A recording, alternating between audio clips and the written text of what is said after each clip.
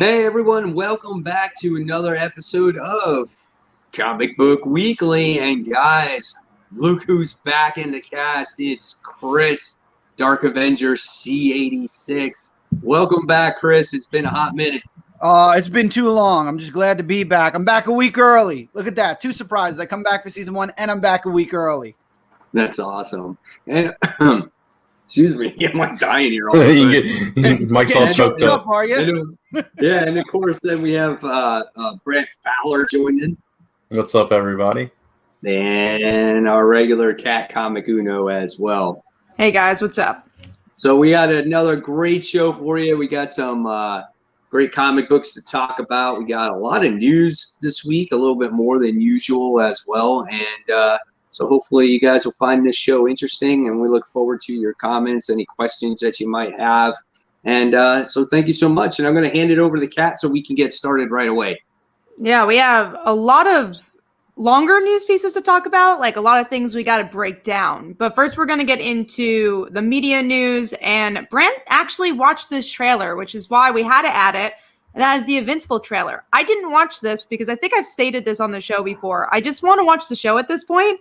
And there's been a couple of trailers out, so I don't really want to spoil myself. So I haven't seen the trailer. Okay. Yeah, that's fair enough. I get that. I usually don't, but I saw it was a full trailer, and I didn't remember seeing a full one myself because I don't watch trailers a lot. But yeah, so this was a full in-depth trailer that kind of teased a lot of things that happened in the series, and it was really cool. As brutal and as bloody as the comic was, which I was kind of thankful to see because I wanted it to be true to the comic. And they hinted at the stuff with his dad and all that stuff, and it looked really cool. It got me excited and hyped for it. I can't wait for this now. Yeah, it looks like that they're touching on the obviously that first arc, that first story, where he's coming in contact with his father. And but I agree with you there with when it comes to it being bloody and everything, because I was just like, man, it won't be the same Invincible if it's not, like how the comic was, right? So when I saw that, I'm like, all right, I'm definitely on board with this. It's going to be so much fun, I think. Yeah. I normally don't watch trailers, but I watched this one, and I'm actually really excited for when it comes out. I love Invincible, so I'm excited to see what they do with the first arc. Hopefully, they'll go all the way through the whole series. That'd be awesome. Yeah. I hope it's not a total retelling, though. I hope there's some surprises because I read the comic, and this is an animated show, so it's already gonna be similar because it's animation and it's comic. It's not live action, so I hope there's some differences. I think there will be, being that it is animated. It's like I think you can explore a little bit more, and it's just maybe scenes that happened in the comic book. There'll be a lot more detail, or more things will actually happen.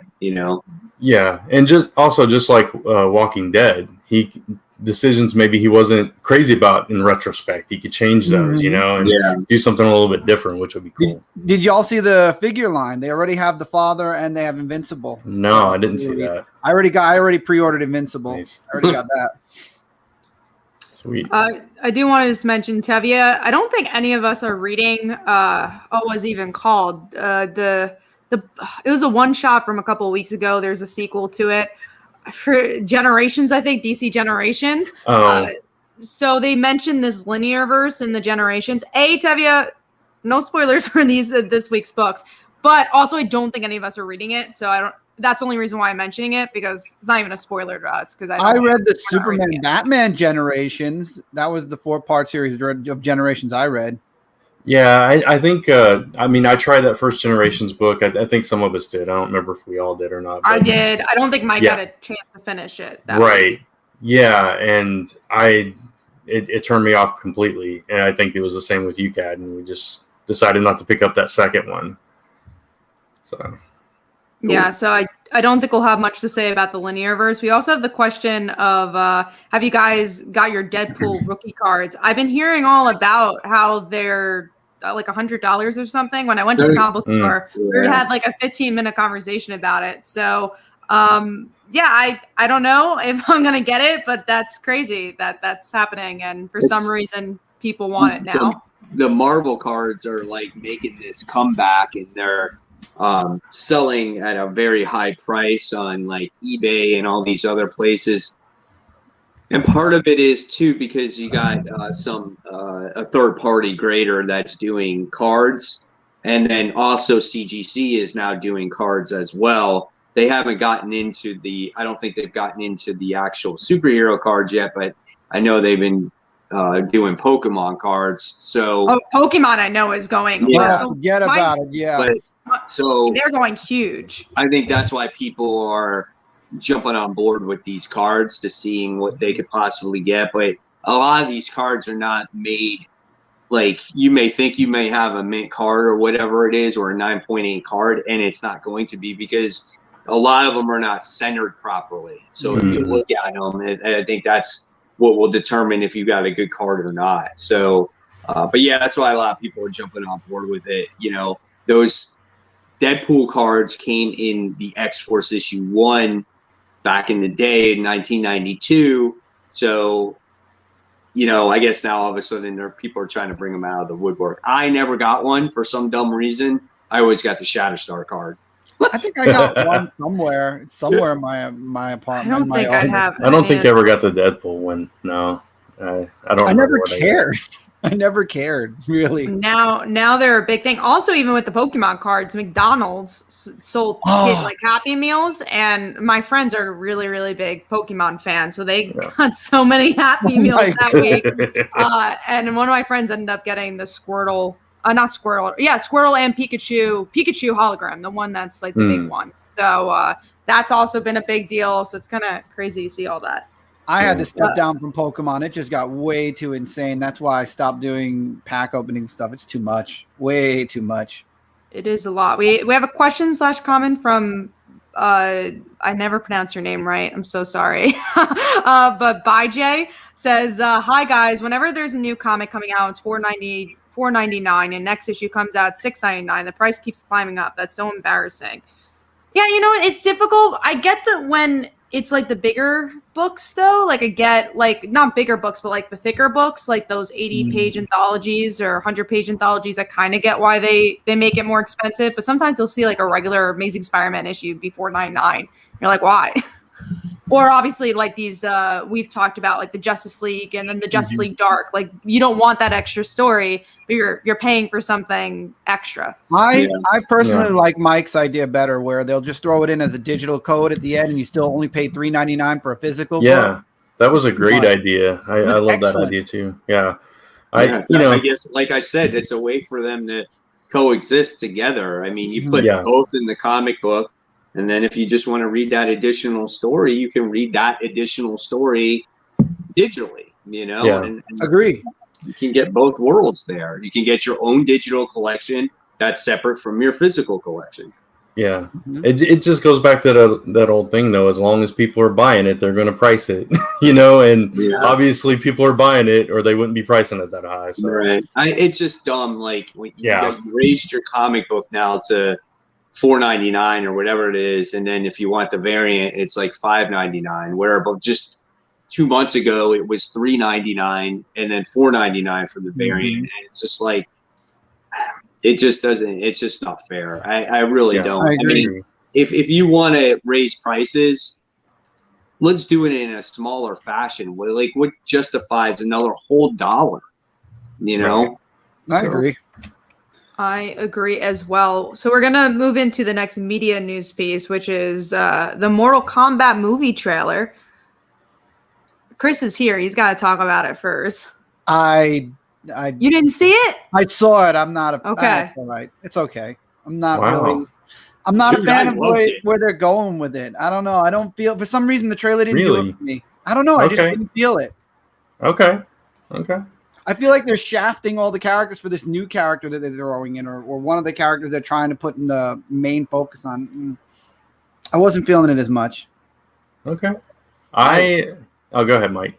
I was going to say, I really liked it. I mean, it had the characters in there. It had Liu Kang. It had Raiden. It had, those characters. Sub-Zero. And for me, like, yeah, there's the original, but the original sucks. Like, this...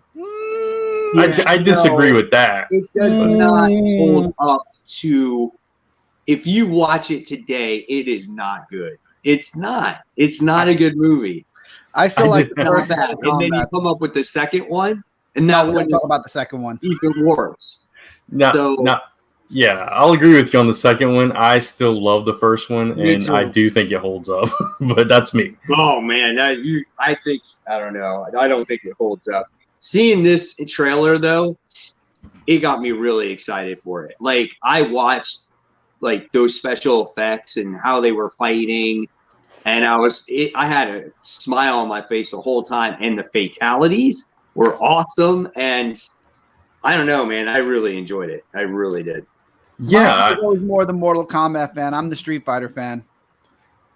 I'm more Mortal Kombat, and I loved it too. I thought it was a really cool, updated version of the movie, and the way that they incorporated Jax losing his arms and that kind of thing. I thought that was really cool, and it kind of made sense how you tie them all together and bring them together for this tournament, which I thought they did a good job at that in the original one too. But it's just cool, and I'm curious to see what they do with certain characters. I thought Scorpion could have looked better, but Sub-Zero looked good. Sub-Zero looked good. Yeah, but Scorpion was kind of But some of the characters look really cool. I want to see Johnny Cage. I didn't see him, or maybe I missed him. But, he wasn't in it. I didn't see Johnny Cage at all. I think his name was trending because he wasn't in it. From what I heard. Yeah. I know nothing about Mortal Kombat, so I've only seen this movie. I want to see Johnny Cage, and I want to see. I mean, we got a glimpse of it, but I want to see what modern CGI technology can do with Goro and characters like that. So he looked pretty cool in the scene. The one little scene that you saw him in. Right. And Kano was the one. He was the one holding the heart, right? Yeah, he's shooting the thing out of his eye. Yeah, that's cool. I think that movie has potential. I think people are just going to see it just to see the gore of it, but I thought it was a lot intense. And when is it coming out? I don't remember. I go look it up. I know it said, but I don't remember. Because I know I want to go see Kong versus Godzilla, and that's in May. Oh, no one's gonna be going to see anything. But well, I want to see it on, I guess, April. It comes out April. April? Yeah. Okay, a month before. That's actually pretty soon for just releasing the first trailer. Yeah. That's crazy. We do have a question from Jimmy for both me and Brant. Last Ember ? Life Light daughter issue 7 ? It's at the printer. Literally, I'm hoping to get a note about it by Thursday that they're going to be shipping it to me. So hopefully in a week or two, things will be moving with that. Yeah, we're still doing the art. Federico has sent in 4.5 pages of inks, which added to the 5 that were already done. So that's almost half the issue that's at least inked. And Andrea has the first 5 pages now, I believe, to color. So things are rolling, and it should be a few more weeks. We'll have a completed book, hopefully.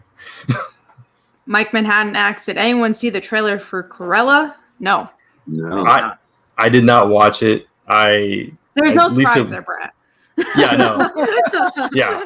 Lisa was talking about it, but it was like, okay, it's Cruella. So yeah, I wasn't really that interested in Cruella, so have not seen the trailer for that one. I did watch a movie this week. Oh, what was it called? Barb and Star Go to Vista, whatever, Del More.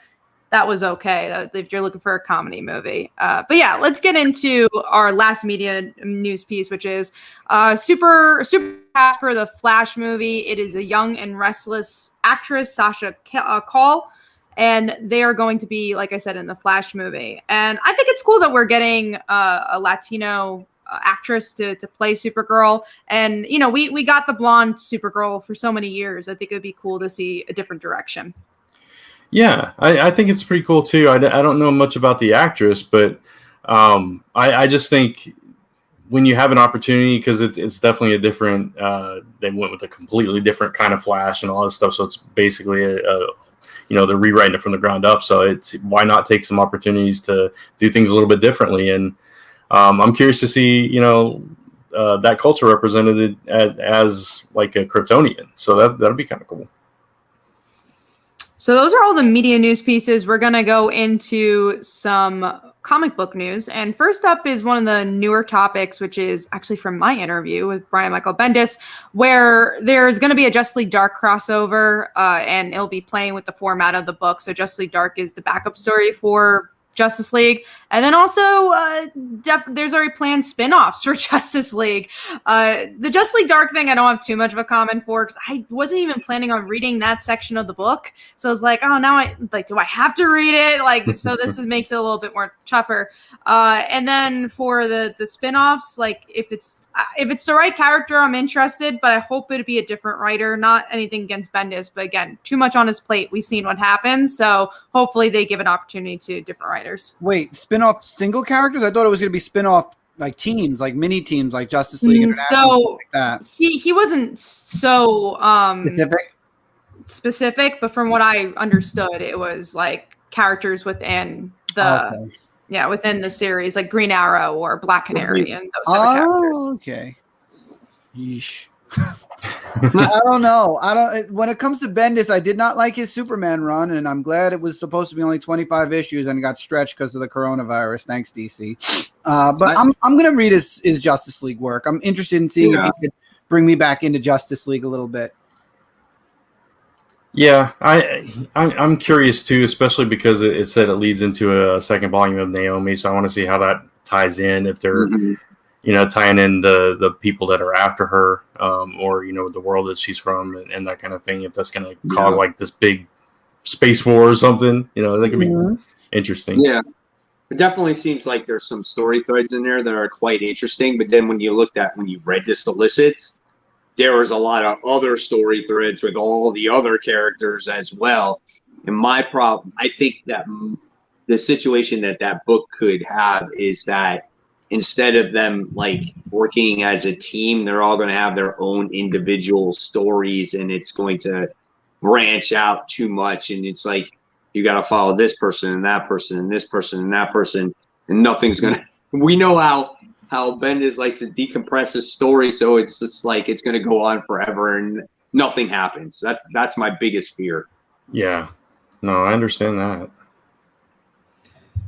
I hope for the best. I'm a very big fan of David Marquez's artwork, so that is definitely a big hope. I remember when he worked on Defenders, the story wasn't so strong, but the artwork kind of held it for me.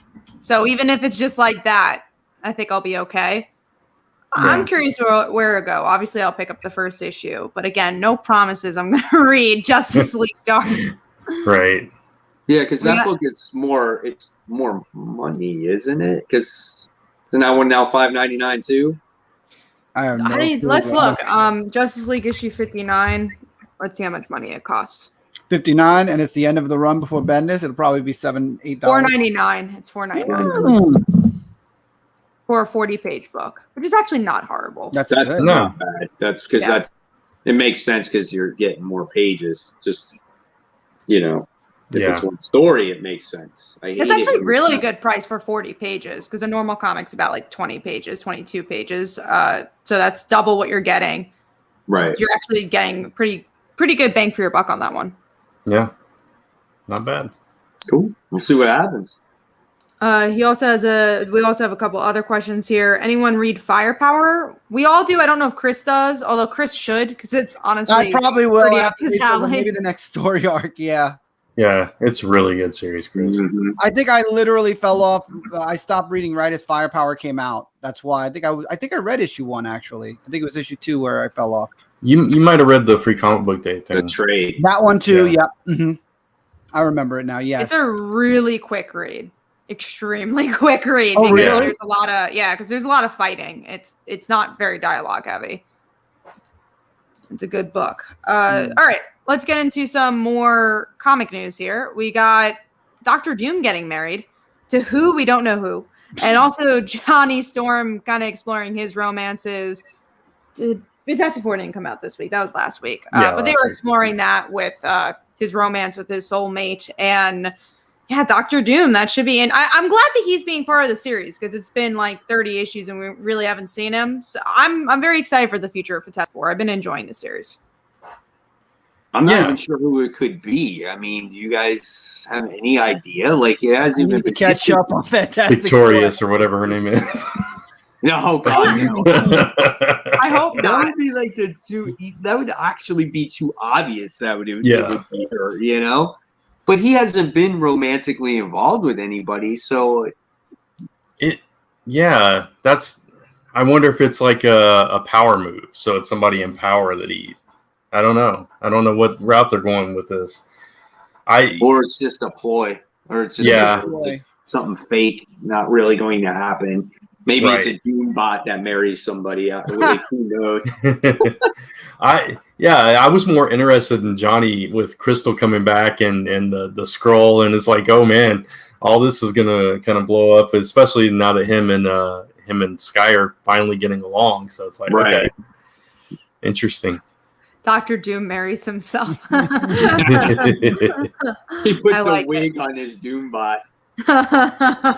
Honestly, that sounds like a Dan Slott story. God, I'd read it. I'd be happy to read it.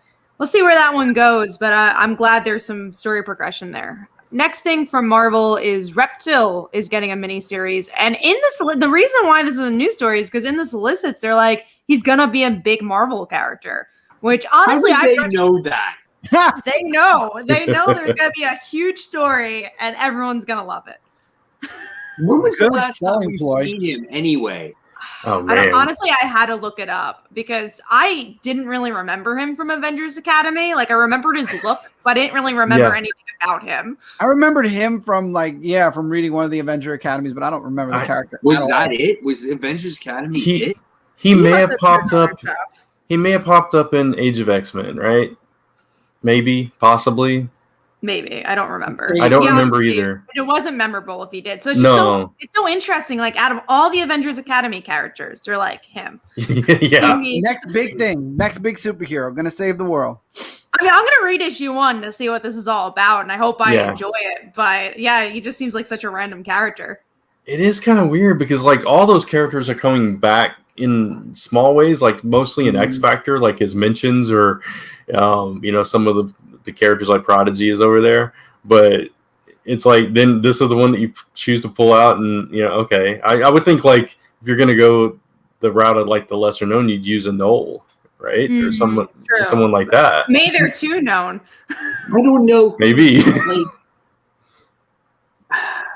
I don't know who's gonna pick this up. Like, why would someone pick this up? Like, you're gonna pick it up. You're gonna. I don't even know if I'm going to pick it up. I don't. I really don't. I don't know, because it's like I never had real interest in this character. He's gonna get the first issue. I totally forgot this character even existed until this news piece came out. Oh, I did too. Yeah. I didn't even know this character. Yeah, I remembered him like as a background character. That's about it. Again, I only remembered his look. I feel like he was on a lot of covers for Avengers Academy, but yeah, I didn't remember him. This is an interesting question or a comment from Jaime/Jamie. The raw covers of Reptil are going for $70. Why though? Somebody tell us why. I don't understand he's it. Gonna be a big character, and then we don't know why. Then when it blows up, those covers are going to be worth like what? $7, $5. He's the big spec that's going to somehow show up in WandaVision. Which I'm also caught up on. I have caught up on WandaVision. Really? Okay, awesome. Good. Awesome. Good. Because, something supposedly big happened in that last episode. I was tired of getting spoiled. Yeah, it was hard not to get spoiled. Like, Friday morning. Twitter spoiled every WandaVision episode for me so far. That's why, like Friday, you can't even go on social. You just gotta. You can't even go Thursday night. I was on. I was right before I went to bed. It was like 3:00, and I heard, okay, Disney Plus is down. And I was like, okay. And then I started like reading a book that I was reading, and then I went back to Twitter one more time before I went to bed, and they were like, here's all the spoilers that just happened. I'm like, you just said Disney Plus was down, and now you want to spoil it after it just was released? It's crazy.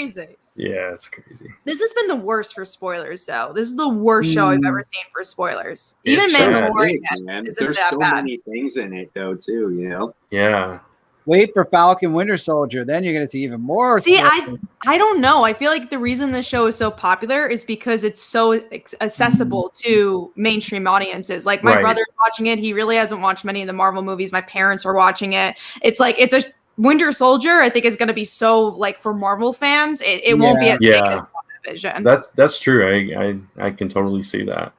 So. I showed you guys in the chat that I wound up getting that Amazing Spider-Man issue with the first appearance of Monica Rambeau in it. Yeah. Yeah. Which is my shop had a copy, and I'm like, well, I'm picking that one up because I never had that book in my collection, and so I wound up getting it. And so when I saw what happened in this week's episode, how she actually, got powers this week, I was like, oh yeah, that confirms it even more now. I'm curious to see like what other big stuff we're gonna drop because we only have like 2 more episodes left, and I have a feeling that last episode's gonna be pretty big because it's already has been pretty big. Anyways, moving on to TMNT. Last Ronin is actually the highest printed book ever, issue 2 for IDW, which is kind of crazy. Yeah, that's awesome, but crazy at the same time. I didn't check. How many copies? It was 100,000. 130? 130,000 or something like that. It was crazy. It's just crazy that this book, other than the main title's doing okay, but this book is selling like crazy. Yeah, and it's like it's not the first issue. It's not. It's the second. But I guess the reason being is because issue 1, like they had ran so low. I think is they had to print even more for that one. Yeah, that's a good point. I'm so glad I got issue 1. Yeah. It was hard to find. And I didn't read it. But it makes sense though because this is a story that people want to read. And when you read it, it feels like, and we'll go into it more later, but it feels like an original TMNT story. Yeah.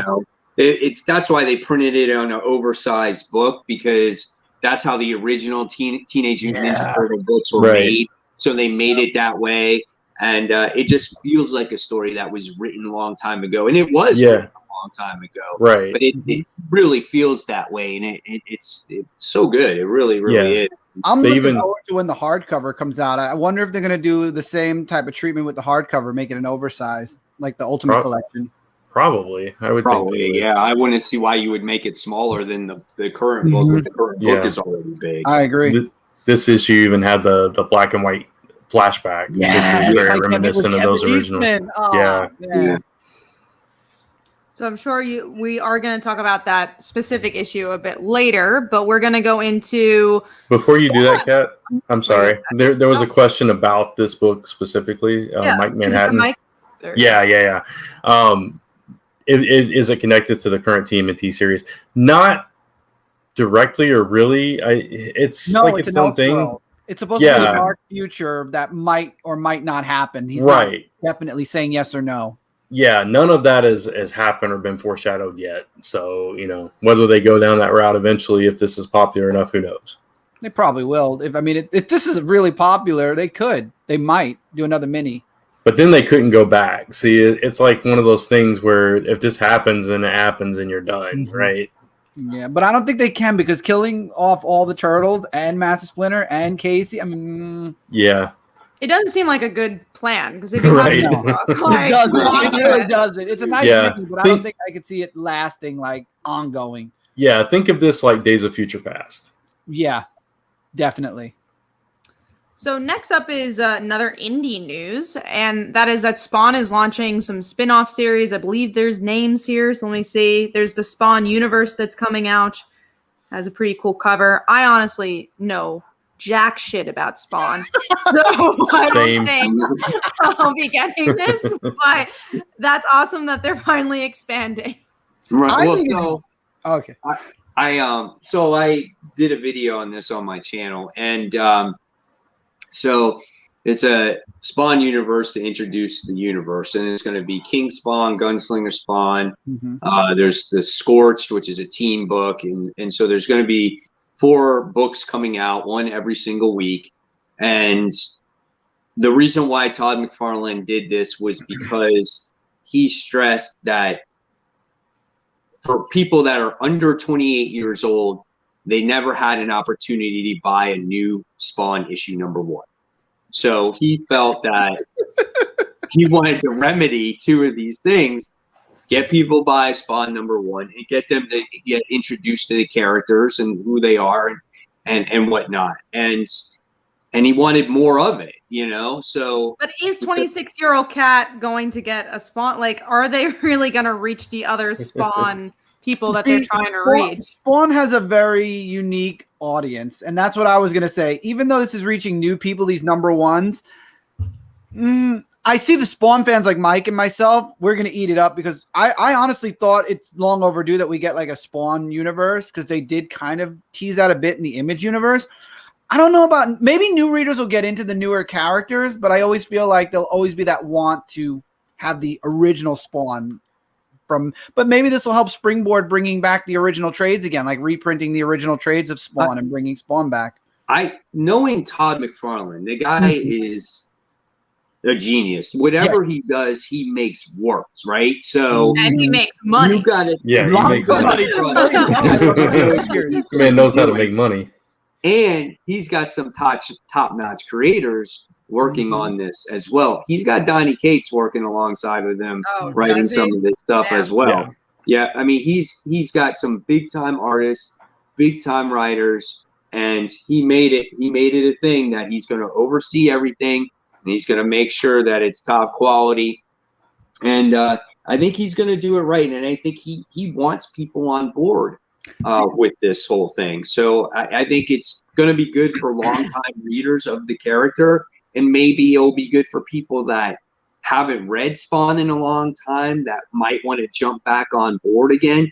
And I think, honestly, this is a good announcement for comic book readers in general, because I think people need something excited to jump onto that's not a freaking like reboot or rehash of an event or something like that. So I think it's a good idea. And people, like I said, they like Todd McFarlane and like what he has done. So, and his Spawn book has been $2.99. So you can't. Yeah, he kept it at $2.99. I agree with Mike Manhattan. I was hoping that maybe Haunt would have found his way into the Spawn verse. Maybe as a future title, maybe, or a mini series, because Haunt was good. I liked Haunt for however long it ran. I forgot why they ended it. I guess either it wasn't selling good or they were doing too much with Spawn at the time that they couldn't focus on Haunt. I can't remember. I know there was a reason they stopped it. I think it was schedules. I don't remember exactly, but I think it had something to do with time and schedules for the people involved. Yeah. Yeah. I hope they bring Haunt back somehow, whether it be an ongoing or a mini, because Haunt had a lot of really good potential, in my opinion. I loved Haunt. Yeah, Haunt was good. I liked it too. So going into one of our bigger topics for this week, and then we'll go into the topic of our show. But Comics Pro, which is a retailer program pretty much that tells the retailers what's coming up. DC released publicly as well what titles are coming up, I guess for this year, maybe the year after as well. And we're going to go down the list and talk about which ones we're excited for. So I'm going to start out with maybe some of the ones maybe we wouldn't be so excited for. So DC Middle Ages is a book that's coming out.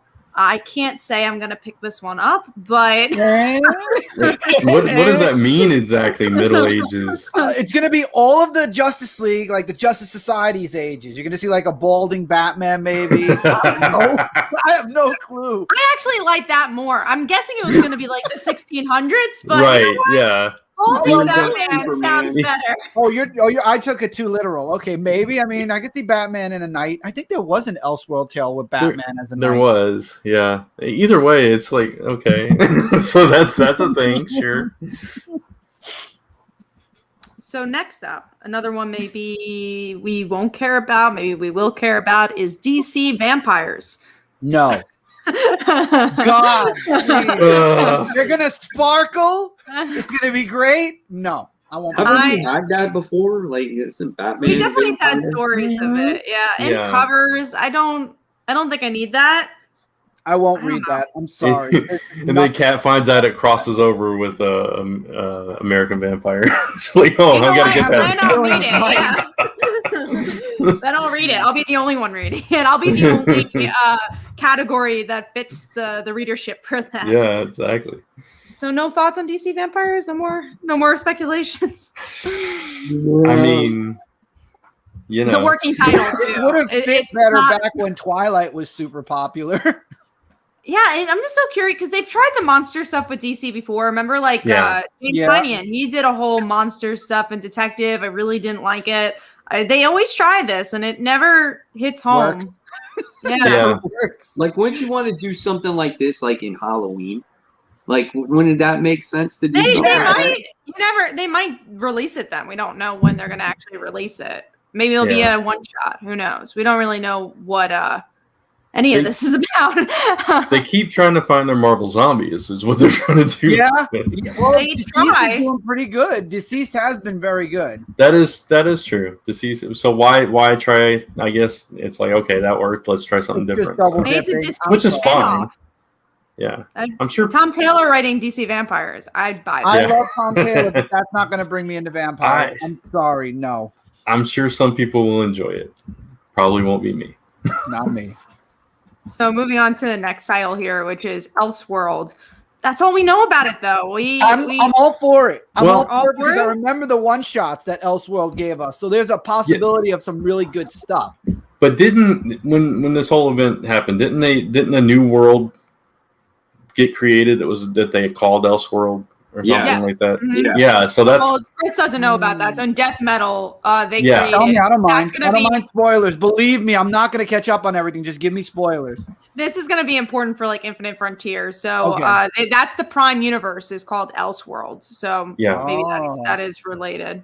Yeah. Yes. Maybe then that's true. Maybe retellings of all the DC characters. universe is not what it was. It's now like an omniverse. It's like anything can basically happen at this point. Of course. And so now until it can't anymore. Yeah, and so now what was the Prime Earth is not the Prime Earth anymore. So that's if you're not confused, done in 10 years, but that's okay. You're more confused than ever.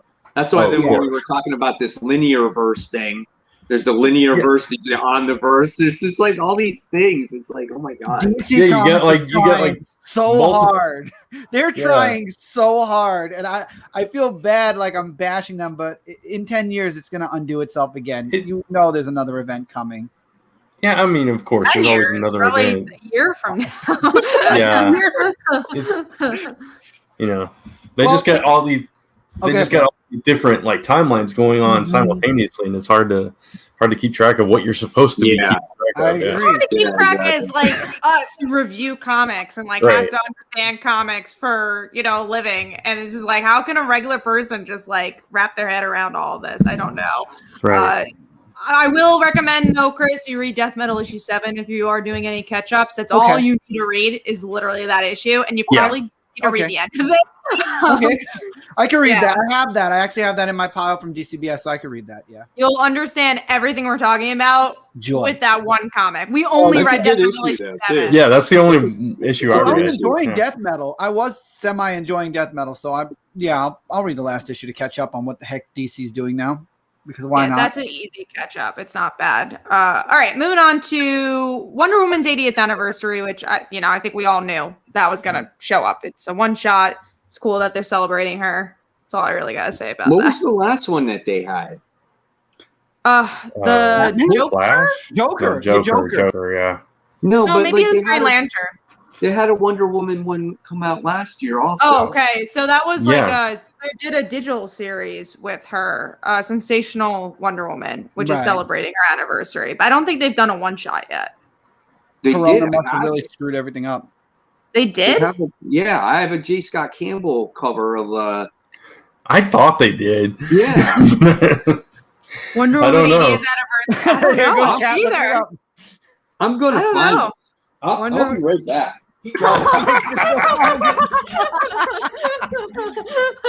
I know there was Catwoman. I know there was Joker. All I know is Corona threw everything off. Tevye answered us, Mike. It's Wonder Woman issue 750. So it wasn't an anniversary issue. There you go. A legacy issue. See? There it is. And now we got to have the 80th. Yes, of course. I don't know if I'm picking that one up. I'm not buying those anymore. Nope. I feel like I got shambled several times with Superman, Batman. I think I got Joker. Yeah. Green Lantern was good, I remember. The only ones I would pick up are characters I love. Like, if Batgirl gets one, I'll get it. Robin was good because I like the Robin. Robin was good. Nightwing was good, too. I got the Nightwing one, too, for that same reason. Mm-hmm. Nightwing had one? Yep, it was good. Nightwing, Robin, and Superman were good. Batman was okay. Catwoman, I'm glad I didn't get. And Joker was a regret. Yeah, I didn't like Joker. Nightwing was part of him coming back, right? It was that big thing. No. I thought he was just part of the Robin series. I didn't think Nightwing himself had an 80th. No, Nightwing had an 80th also. I think. I don't remember. Now I don't know. Jeez. We're really good. Maybe it was the Robin one. I don't know. There's a lot of 80th. All right, moving on to the next next book, which is The Legend of Batman. Again, not giving us a lot, but there is a collection called The Legend of Batman, because I looked this up because like, what is this? And it like collects all the Batman titles like ever. So, or like out of the regular Batman flagship. It like follows it. There you go. See, I remember that. Yeah, so I guess that'll be interesting. Those Batman titles always, it matters who's writing them. That's usually like, okay, Jeff Lemire's writing. I can't make a decision until I see like who's right and who's drawn, because we have so many Batman titles. Like, is there worth another one picking up? So the Nightwing one hasn't come out yet, but it hasn't come out. There actually is one. There is one. I just found an article from like 2 weeks ago saying revealing a variant cover for it. Yeah, that's so crazy. I might get Nightwing. I don't know. All right, moving. I think you should get it, Chris. That's up your alley. I hear a little echo. I'm actually trying to get back into Nightwing now that we got rid of Rick Grayson. So I would love to actually get back into Nightwing. Tom Taylor's going to write it, so you should. And that's another reason why Tom Taylor. Yeah, that's going to be next yet, or has he hasn't started yet? 2 or 3 weeks from now. 2 or 3 weeks. Smart. Thank you, God. I could jump right back into Nightwing. Thank you. Well, like we said, this is a really good time to jump on to DC because Future State, everything's a new jumping on point because Future State just ended. Except maybe Batman. You might have to read a little bit behind. It's always when it comes to Batman. Always. Yeah, there's always a build up there. All right, moving on to the next one, which is honestly only I probably will discuss this. Harley Quinn, the animated series sequel. I didn't know there was a original, and is this the TV show? Because like if it's the show, I am all for it. I love the show. I would think it would be the sequel to the DC Universe, no? I don't think they've ever made. Oh yeah, the DC Universe show. That's what I was thinking. But like, why is there a sequel if the show's still on? So I'm kind of confused about that, like how it was worded. Yeah, but I'll get it. I'll be getting that one. All right, next up is Joker, a puzzle box. So this one, the only speculation I have is it sounds like a black label book. Yeah, it actually does sound like it's something that would be in Black Label. I'm not going to read it. Don't know. Need more. Need more information. That's the only problem. Like they make these announcements of these books, but it's like but the Black Labels, you're just naming a name, and it's just like, who's to say that these titles don't even drop off like later on? You know? Yeah. I mean, it could literally be a puzzle box. But I'm saying the Black Label's disappointed me. Other than the Superman and 1 or 2 of the Batman, if it's Black Label, it's not going to be good. Probably depends who's writing. Yeah, I pick up very few Black Label books. Fast FX says, when are they going to bring back Comic-Con to Midwest and Chicago? When are they going to bring back Comic-Con anywhere? I knew you were going to say it, so I just kept going. It's like, when ours they got bringing pushed back. We're supposed to have ours in March, and ours got pushed back to August right now.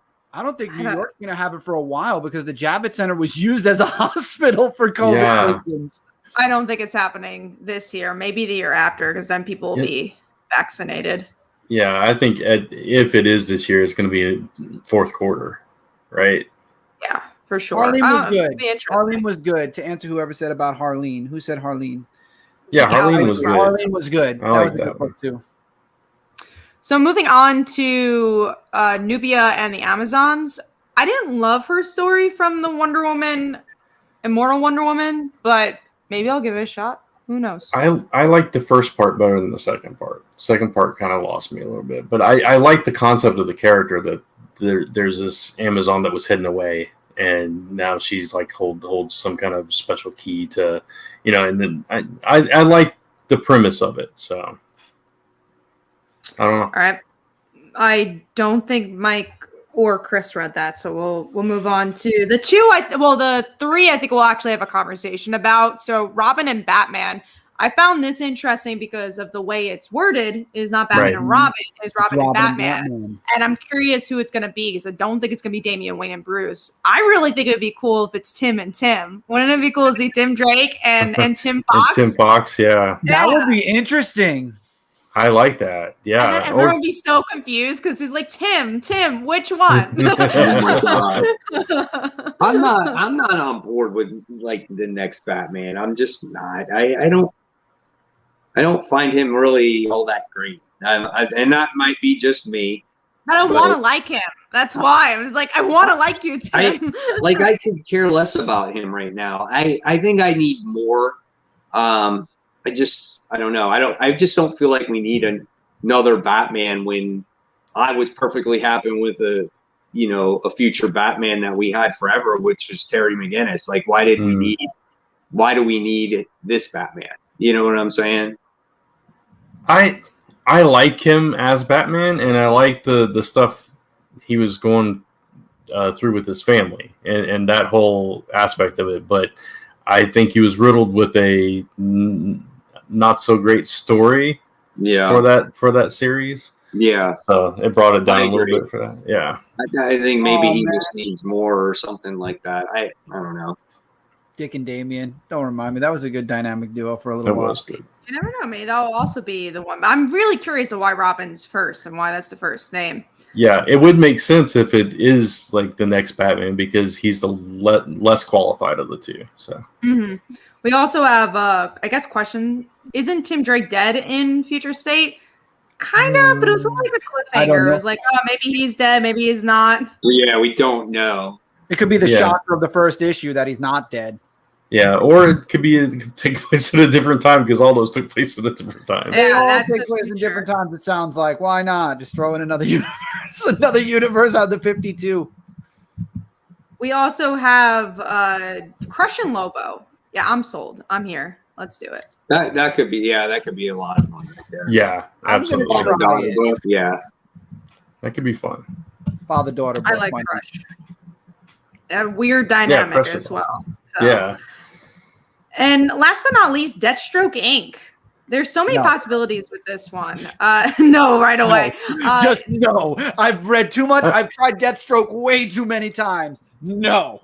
Like I said in our private chat, the only thing that makes me curious about this is because we know in Future State, Dick is wearing a Deathstroke-like costume. And I'm wondering it could be Dick then, damn it. That's what I'm saying. I'm wondering if that kind of leads to that some way, ties into it somehow. We just need more information on it too. But all right, maybe. Maybe Dick has his own corporation, and then they go against the Teen Titans Academy. Yeah, that'd be interesting. I think that one could be cool. Even just having like a team of Deathstroke people, I think is interesting. And will it be overseas? Because the only ink we've ever had was Batman Incorporated, right? And that was overseas. So that one, there was a little bit more to speculate, which was kind of cool. Those are all the titles for. Who knows if those books will come out, but the ones they've announced will come out. So we're going to go into our last topic here, our topic of our show, which is that Bruce Banner isn't the original Hulk, and this is going to be explored in, what is it called? Immortal Hulk something. Time of Monsters. There we go. Marvel loves doing this. They love going back in time to like the year 10,000 BC and say they weren't the original. And you know what? I have not been interested in any of those stories. Neither have I. I don't know if I care, but it depends who's writing it. If it's Ellowing and it's related to the Mortal Hulk series, obviously I'm going to pick it up. Hopefully it's interesting, but I don't care. It's not surprising because of what you just said. Like, okay, there wasn't an original Phoenix. There was another Black Panther, so on and so forth. So it's not surprising, but at the same time, it's kind of interesting because it means it wasn't like the way I read it. It's almost like they're doing Hulk like they did Animal Man and Swamp Thing, and kind of tying it into the green or whatever it's called in the Immortal Hulk. Yeah. I mean, but yeah, it's kind of cool that they have that deeper connection. It's something richer than we realize, kind of like the Venom symbiotes and all that stuff, just kind of adding some more history and depth to the mythos. Right. It's like they said, like if you're gamma powered, you have the ability to see that green door and go to the like upside down. Basically, it's what it is, you know. Yeah. And so with this character, with him going through this door, will he eventually show up in the actual Immortal Hulk series? That's a good question. I think so. If they're having a whole one shot, I think they're definitely going to do that. And if this might tie into it in the future, going towards the end of the run, and could this character have a more prominent role in the Marvel universe going forward? Because we've gotten to see it in the Immortal Hulk series, a lot of Banner's personas get killed. So I don't know. We'll see what happens with it, but it could be an interesting story, or it just could be a one shot and that's it. It could be all done and over with, you know? Jaime/Jamie gave a really interesting comment. I guess that's why Marvel is going back in time and says the first Avenger is Reptil, since he's a dino. That's why he's so important. It's true.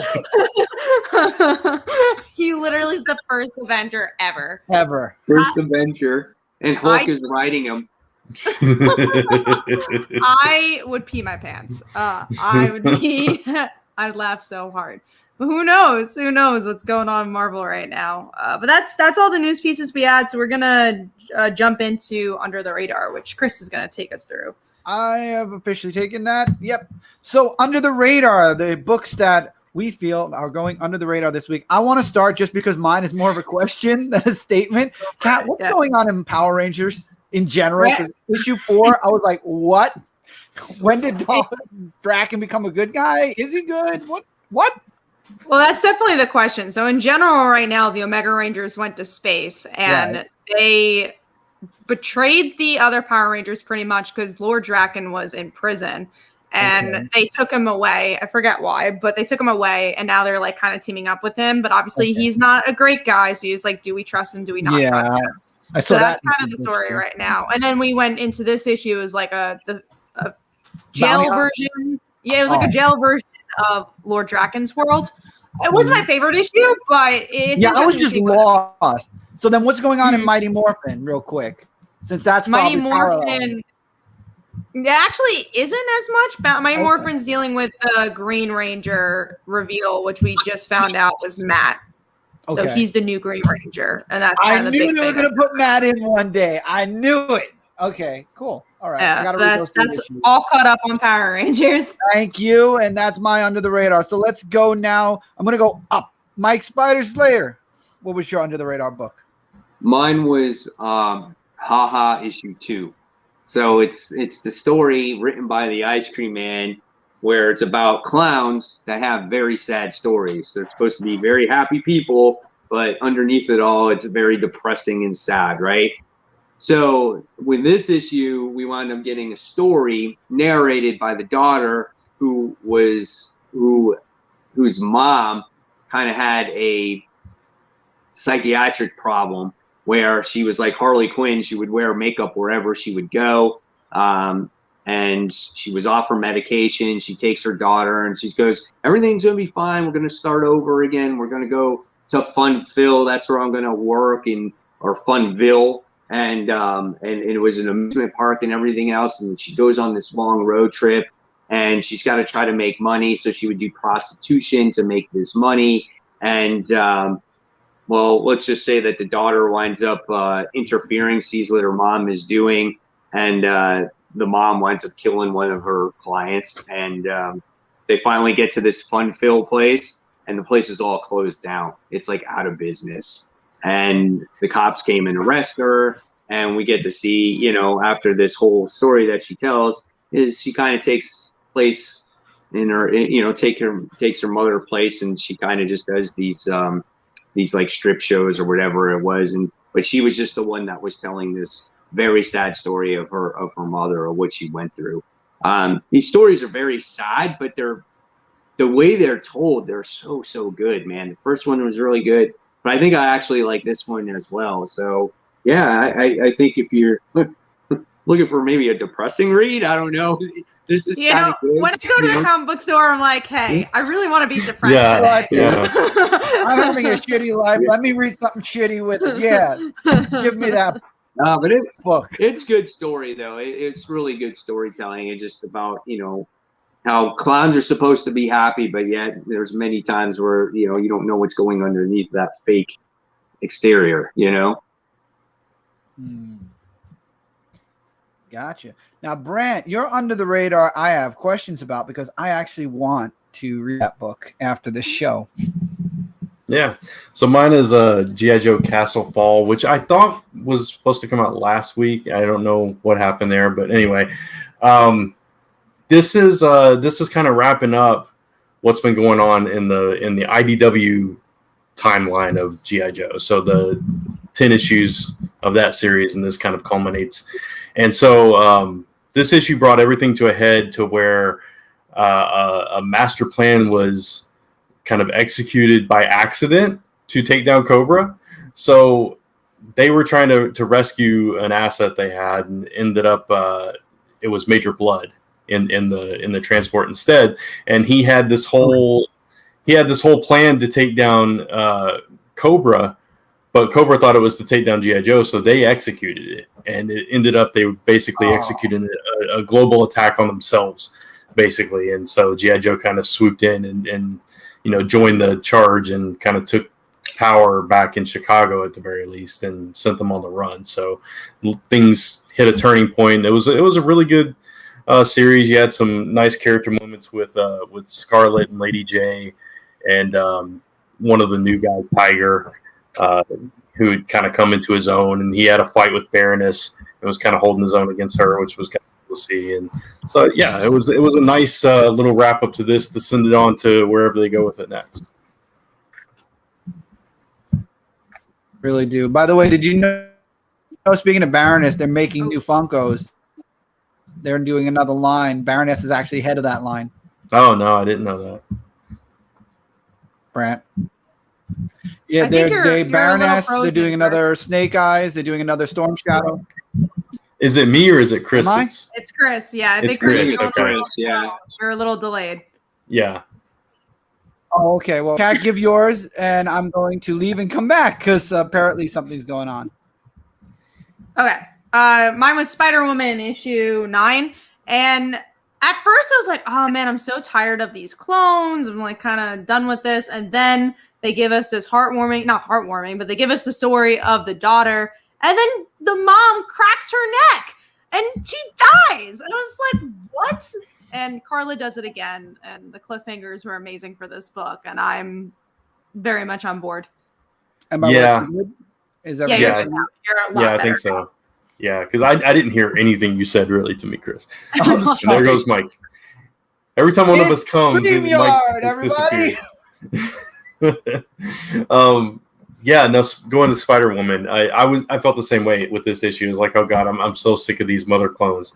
And then then you got that, and you realize that there's more to that story with her daughter and everything, and then you find out, oh, she's a clone. So that was interesting. And then she was just like, okay, I'm done trying with her. But I don't know where like Jessica's head's at right now either. So it's like I'm confused as to what her motivation is. Is it still just is she still being influenced by the serum that's in her?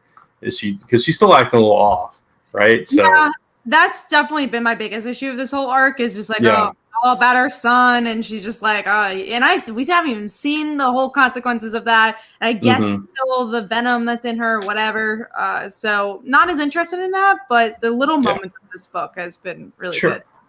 Yeah. Well, don't worry. I mean, because by issue 11, it's all going to be over, and she's going to be perfectly fine. That's true. We are getting the old costume back. What are we getting? The old costume. Old costume. Yeah. Yeah. So that it's going to all wrap up by the end of the next issue, which I'm very happy with. 62 Lefty Blues asks, Brand, did you ever talk about your artwork? I think this is plug time. So okay, yeah. So this is all the Last Ember, which is a comic series that I write and publish. I did not mean to do that. I did that. I wanted to make sure people could see it. I was confused. I was like, I did not push anything, but except for this one. I have control too, dude. Yeah. Except for this one, that's Snake Eyes and Deadpool by you also wrote by that. Robert Atkins. Yeah, yeah. I wrote that. But no, I write the Last Ember, and that is her, and all of those. This is cover to issue 1, and then these are just different art pieces that we've had done for her. Actually, this one. There it is. Was the cover to Reforged. So yeah, that's what that is. Go buy Last Ember. Yeah, lastemberpress.com. And there's a link to the shop there. There you go. That was Ember all the stuff. Yes. Ember stuff. There you go. That was all the under the radar. So we're going to give it to Mike now. Yep. All right. So yes, guys, it's time for the big books of the week. So remember, these are the big ones. And these are our top 5. So that means it's time for spoilers. You had a whole week to read your books. So too bad. You're going to be spoiled now. So let's kick it off with one of the big books this week, and that was King in Black issue 4. So, yeah, what did you guys think about this one? I read this book, and I honestly really liked it. I really thought this is, even though, again, like, I'm not a huge fan of events for Marvel. Like, I don't really love events, but this is how to do an event. Everything feels epic and big, and everyone feels like they're there for a reason. And there's some interesting cliffhangers, and we get to see, will this honestly be the end of Eddie Brock? Because he becomes pretty powerful by the end. And it does feel like Venom's ending. Like, there's a lot of interesting stuff that happens here. So I enjoyed it. That was really solid. I stopped to read it. I agree with everything you said, Kat. It was this was a more a quicker read. It was a more action heavy issue of the series. Obviously, things are picking up. You're getting into that major battle, but I like the hints at what this God of Light was throughout the whole issue. And it's like as soon as they started saying it was always this, I was like, oh, it's Captain Universe. That's what it's got to be. I knew right away, and then when they said it, it's like, okay, yeah, that's pretty cool, and it makes perfect sense. Reed was like, he was like, yeah, Captain Universe. He's like laughing at it. Yeah, it's so obvious, and it's like, oh, but just didn't know. But yeah, it makes perfect sense, and but we still didn't know exactly who it was gonna bond with until the very end, which. That was pretty cool, and that almost was our topic for this week. But yeah, I thought it was a really solid issue, and this is the penultimate issue, right? Yeah. Found that out, yeah. At first we thought it was going to 6, but it's actually only 5 issues. Yeah, so next issue is the last. So that was a good penultimate issue then, because it set up the final battle. Yeah, there were so many good scenes there, just like how they came up with the plan on how Dylan was going after Null, how to get into his mind, and then like how different characters got to shine. I love Jean Grey, how she was brought into this whole thing on trying to find out a weakness going into his mind. I thought that was quite impressive too. And it was a great lead up to the end of the story. And it's so much fun, this book. And just the artwork is, I really think that this is Ryan Stegman's best artwork in itself. And I agree with that. I did look at the art was gorgeous for the book.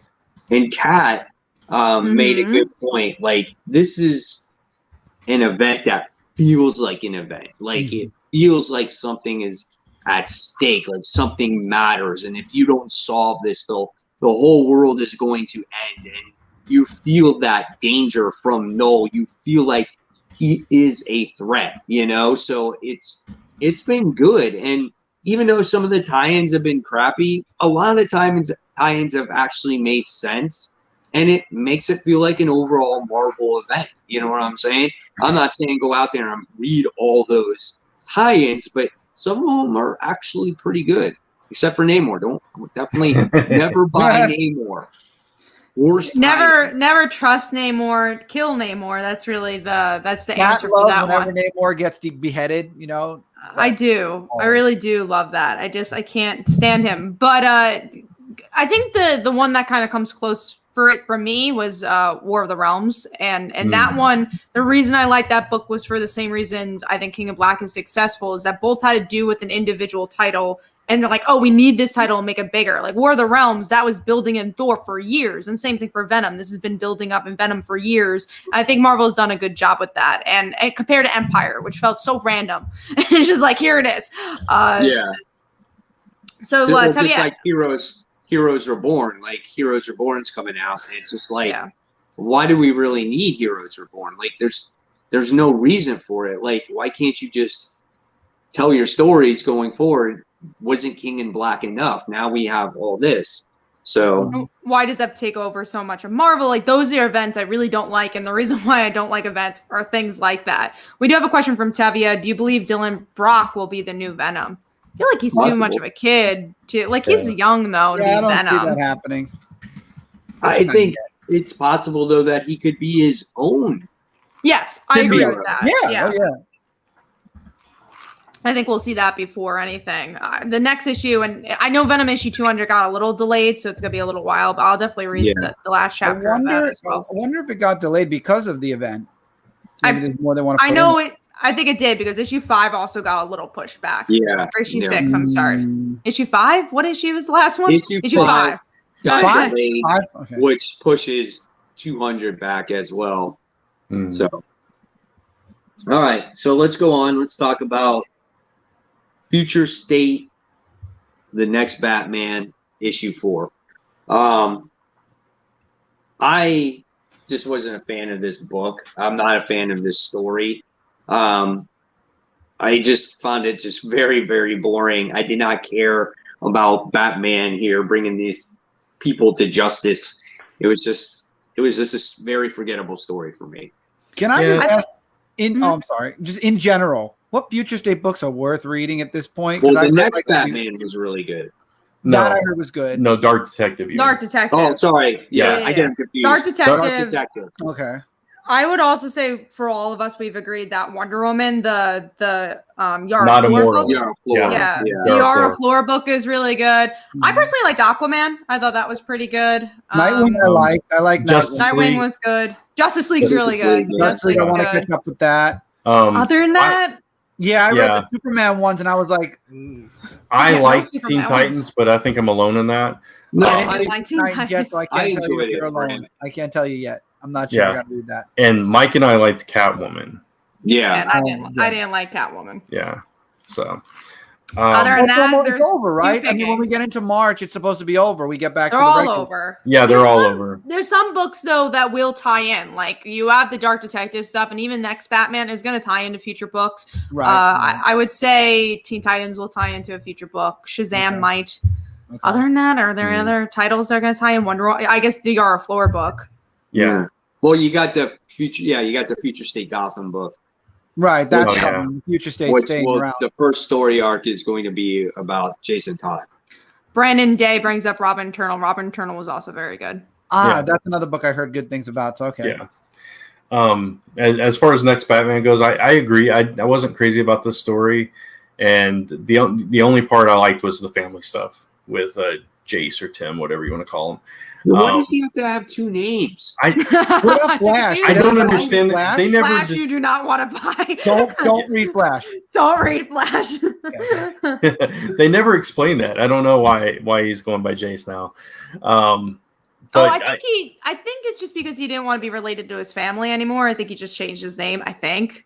I don't know. It was weird. It just came out of nowhere. His family will call him And Tim. then other people will call him Chase, and it's just like, dude, it's confusing. Like, that's like somebody else I know that goes by two different names by two different friend groups. Anyway, I only read the one backup story, Batgirls. I didn't read the other one. You didn't read Batgirls? No, I did read Batgirls. I didn't read the other one. Was that one of them where Harley saved or somebody saved her from Arkham? That's Batgirls. That was the Batgirls one. Yeah, it wasn't Harley. Batgirl. That was Stephanie Brown. Cassandra technically physically saved. Yeah. Yeah, but I mean, when he said Harley, I figured he was talking about the blonde. So yeah, that would be Steph. But yeah, no, that I like the first installment of that one better, but there were still some nice moments, especially with between Cass and Stephanie here. I agree. I like the first installment more, but Batgirls made that book for me. I love Batgirls. I thought it was great. So then all the books that came out today are the end of the Future State books in general. Like all the Future State books are over. No, next week. Next week we also have more. But yes, the ones that came out, they're done. But next week we have the last ones, and then we're done in March. No more Future State books. Okay. But yeah, going back to Batgirls, I think that one's really worth it. Next Batman, I didn't hate as much as you guys did, but I also didn't love it. I didn't love it. I thought it was interesting that he attacked his mom. I was like, oh, okay, that was kind of cool. I thought this was a better chapter than what we've been getting, but I haven't really liked the previous chapters. But Batgirls makes it worth it.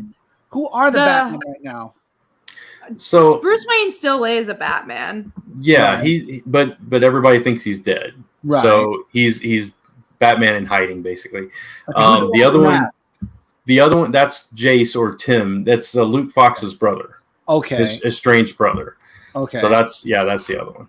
Okay, so that's the only two in Future State, I think, right? Yep. Okay, it's only two Batman. Fair enough. No. That's all next Batman. But yeah, and we're happy. I can't wait for regular DC Comics to come back. 2 more weeks. Okay, 2 more weeks. Then we'll see what we get.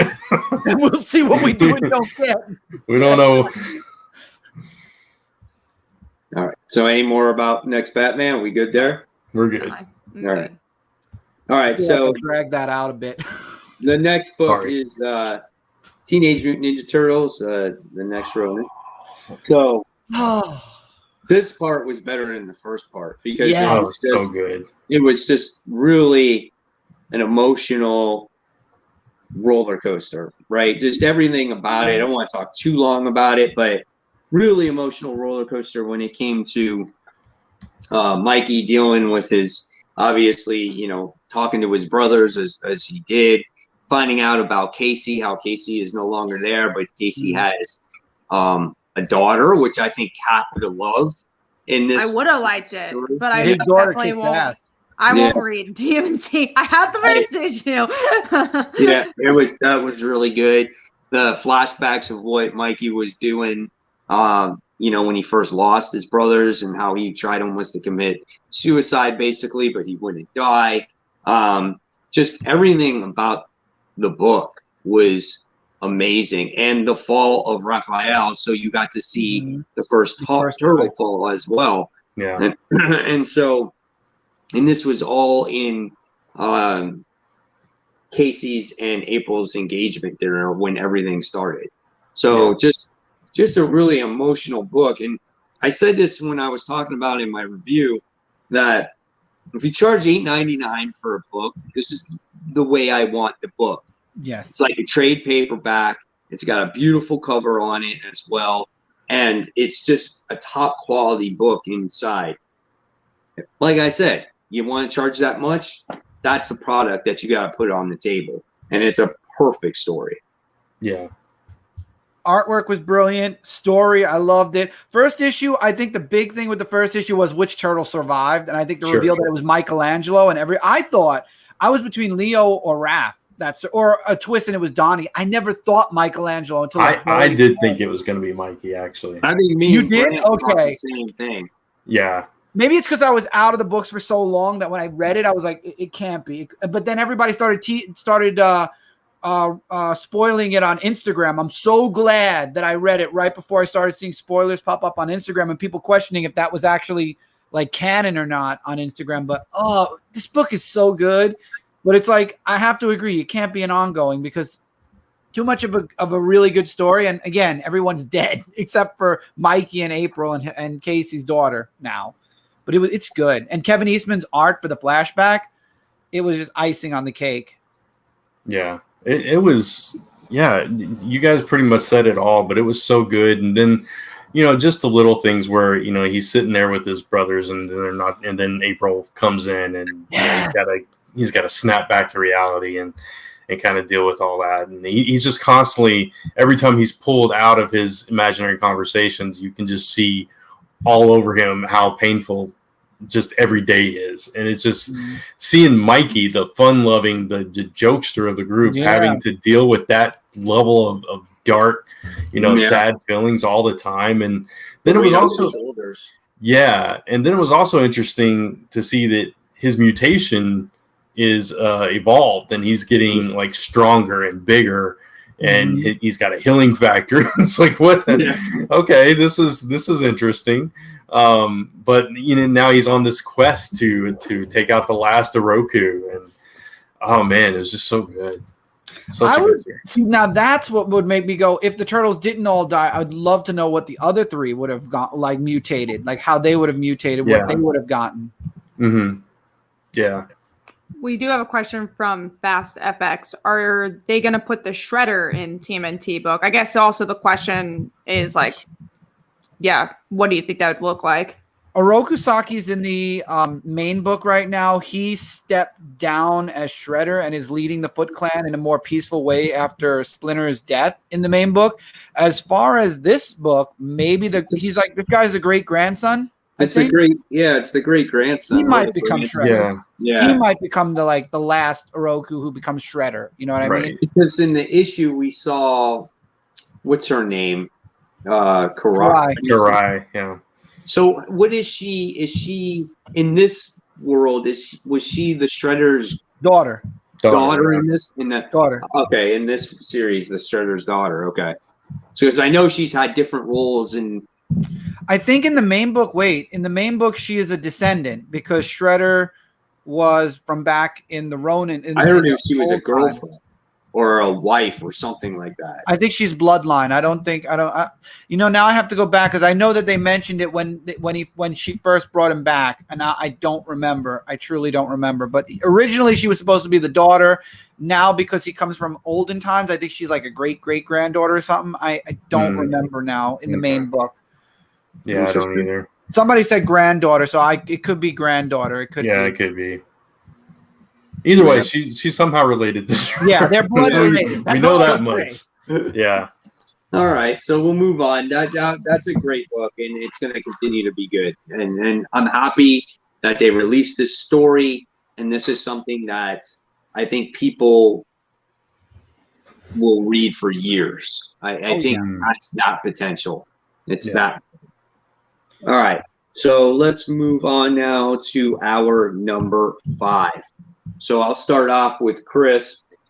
Chris, what was your number 5 this week? Batman Catwoman. I did not know they were going to do a Helena story. I didn't read the first 2 issues. I see it's on somebody's chop block. I'm not going to say whom's, but it's on someone's. I talked about it last week. That was going to be on my chop block, so there's no spoilers there. Oh, okay. I didn't know.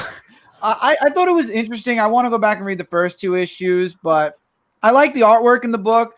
The story, I'm a little lost again because I jumped in the middle of this story, but I'm guessing it's jumping back and forth between Helena and Catwoman Batman when they first... Jumping back and forth to so many things. It is. That's the problem. Yeah.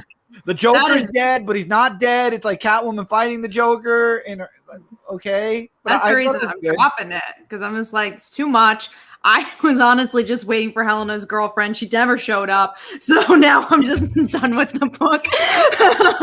And Pat said, I'm going to read the whole thing. And for her, I remember that. I remember from watching one of the shows. I gave up. I actually like this issue too. So, I mean, I'm going to continue on with it. Yeah. It is.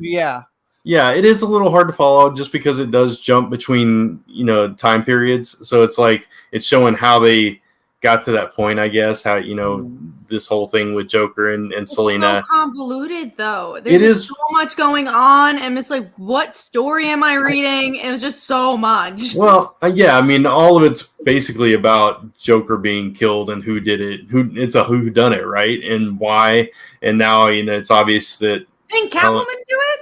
He scratched his neck. I know, but they don't know that for sure, except for her daughter found clues. I know, but her daughter found clues, so she's. Yeah, I like that part. I like that aspect of it, that she didn't give it away. Like, for some reason, she's protecting her, and also I really love Clayman's art. So the art visually, is good. Yeah. And again, I want to like Helena because I think that's such an interesting concept that Batman has a daughter and also going against her mom, but it's just like it's so hard to get any character motive because it just jumps so much, and it was like, what is going on in this book? Well, I mean, I think they're assuming that somehow Joker was responsible for Batman's death, right? That's kind of, hinted at the very least. Sure. And, so I mean, so it's like revenge. That's all this is. But I don't know. I think I'm gonna close the book, leave it on the shelf, and just I'm good. Okay. Fair enough. All right. So at least now Brand has someone to talk to about it. Yeah, that's true. Until Chris drops it next issue. Yeah. No, we don't know yet. Don't get it. All right, Brand. So what's your number 5? Mine, somewhat related, Future State Catwoman. I really like this issue. We find out that it is Bruce that they rescued, and they have this whole moment where they have to go separate ways because she has to stay with the people that they rescue, and he has to go into the Resistance. And you have this heartwarming goodbye again after they just found each other after so much time and after thinking he's dead and all this stuff, and and it was like the plan wasn't perfectly coming together, and you didn't know if it was going to go out without a hitch and all this stuff, and it was just a nice culmination to the train heist story. So I liked it. I like this series. So I liked it too. I thought it was fun. It was a good read, and it's just another one of those Future State books. It was there, but it was entertaining. At least that's what I liked about it. So I agree with you, and I like the interaction between the two characters and how they. She spent all that time to rescue just to be separated again. The two could not be together, so it's good. Yeah, it was kind of like a classic tragedy. Right. Kat, what was yours? Mine was Batman, the next Batman, Future State, because of Batgirl. Because of Batgirl. Batgirl. Yeah. I mean, I'm not gonna lie. No. Just for Batgirl. Yeah. I got 20 good pages of that. Like, it counts. That's at least funny. I'm honest. Yeah, no, that's fine. It was a good long installment. Yeah, I'll give you that. Yeah, it wasn't like it was 2 pages. Right. My issue is my number 5 was Black Widow issue 5. Such a good issue. Yeah, it was really good. I love that story. Just I felt so bad for her, man. Like it was like the one time she had a real life where she was free and she had a family, and it was and she loses it. And they're trying to get her composure and trying to get back, and then she winds up getting the family cat, which I think is kind of cool. And then Logan, what's that? Logan. Yeah, and so I thought that was awesome. And then you get to see her, go through her change. She gets a new costume change, and she has to regroup and start again. And the book is so good, man. It's so freaking good, and I personally think this is Kelly Thompson's best writing. Personally, I think it is definitely won me over. Yeah, because it's so hard to say. Because I loved her Kate Bishop Hawkeye. I loved her West Coast Avengers. But I think this is definitely emotionally the best. I don't know, because I love Kate Bishop. I loved all that stuff. But it's really, really good. Yeah. But also like to sell us all on a character we really never liked her ongoing books. That's good. It shows how well this is written. But I love this book just because I think it hit a lot of good notes, because on an emotional level, it every single beat you want, from artwork to dialogue. But then also you have a new chapter because of her new costume.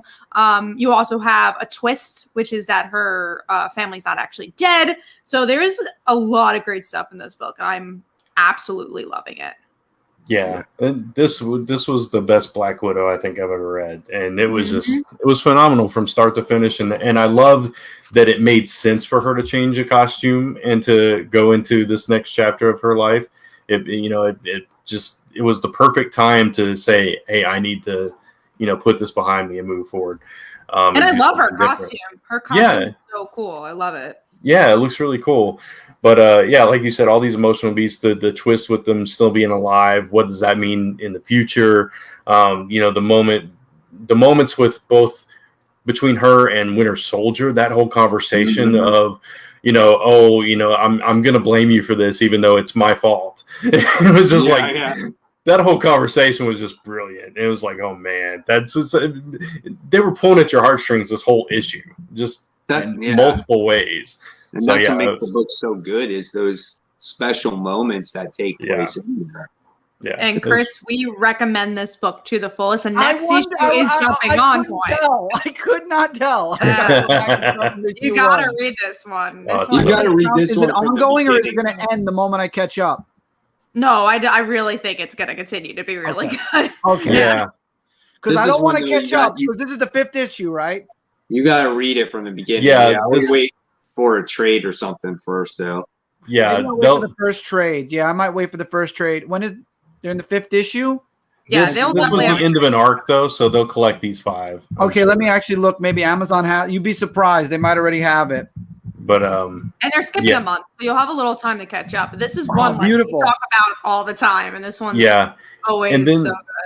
And then next issue is a guest artist, and then Alina is coming back for issue 7. So I don't know if it's going to be like a one shot book too.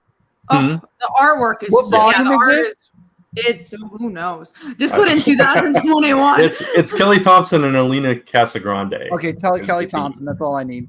The cover for May's issue is Black Widow punching someone out, and it looks so good. I love it. That cover looks really good. But yeah, it's a great book. All right. So glad we all agree there. So let's move on to the next big books here. So next one is X-Men Legends. This is issue 1. So I personally, I liked this book, but I wanted to like it more because I wasn't a fan of Adam X. I'm kind of like, do I really care about this guy? I kind of wished they just dealt with our original X-Men first and maybe dive into the new character.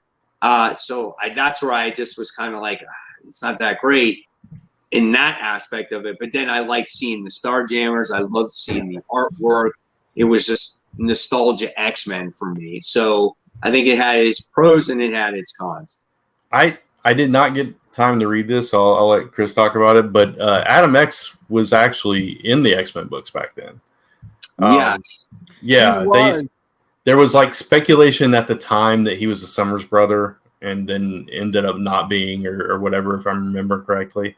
So that actually made me curious to actually get the book, but I didn't get a chance to read it. There were a few. I didn't get a chance so good. It's so good because he's being chased by the Shire, and then you've got Alex and Scott trying to catch up to him also, and they don't know they're related. I loved it. The artwork sold the book for me before I even read it, but this is taking place in the 90s X-Men universe, right? So this is like a continuation of 90s X-Men from way back. Right. Yeah. Oh, it's so good. It was so good. And the ending, I don't think the father's killing the brother. I think he's probably going to end up capturing him or something. That's what I'm thinking the gun is for. Mm-hmm. So I thought it was brilliant. I love this issue. Yeah, I'm just not a huge fan of Adam X. So that's why I was like, I didn't really care about him, and I didn't care about his history or where he came from. And then I was like, I loved seeing Cable in the book. I felt like they forced Cable. I mean, just to put Cable in the book, it was just like, you're starting to freeze a little, Mike. Yeah, Mike, you're breaking. Yeah, I thought it was me. I was about to say I'm going to leave again, but I thought it was me. And there we go. There we go. I personally did enjoy the issue. I think Brant, you'll love it. Personally, if you liked X-Men 90s, you'll love. Of course I did. Yeah, it was good. Oh, the artwork really. For some reason, that artwork sold me so much on the book. Yeah. Am I good now? Yes. Yeah. Okay. Yeah. So I felt like Cable was kind of forced in the book. He's just like, he shows up. He's like, you got Vision, Alex, and Scott, and just make sure you guys don't fight. I'm out. It was just they just wanted to show him off in the book, but I liked it. I'm not saying I didn't like it. I just didn't think it was as good as I thought it was going to be. But I agree. The artwork was Brett Booth, who did the most recent issue of X-Men. He will put together a book artistically that's just blows your mind away. But he's only doing the first and second issue. So Yeah, that's it. See, why do they get good artists? They do like the first 2 books, and I was like, okay, I'm gonna go to. Oh well. All right, so that's that one. So let's move on to Future State Nightwing. What'd you guys think? I liked it. I didn't read the first issue though. So That sounds confusing. Yeah. I thought once you got past, I mean, I didn't know who the woman was at first, but I did like the team up between Batman and Nightwing and how Nightwing was trying.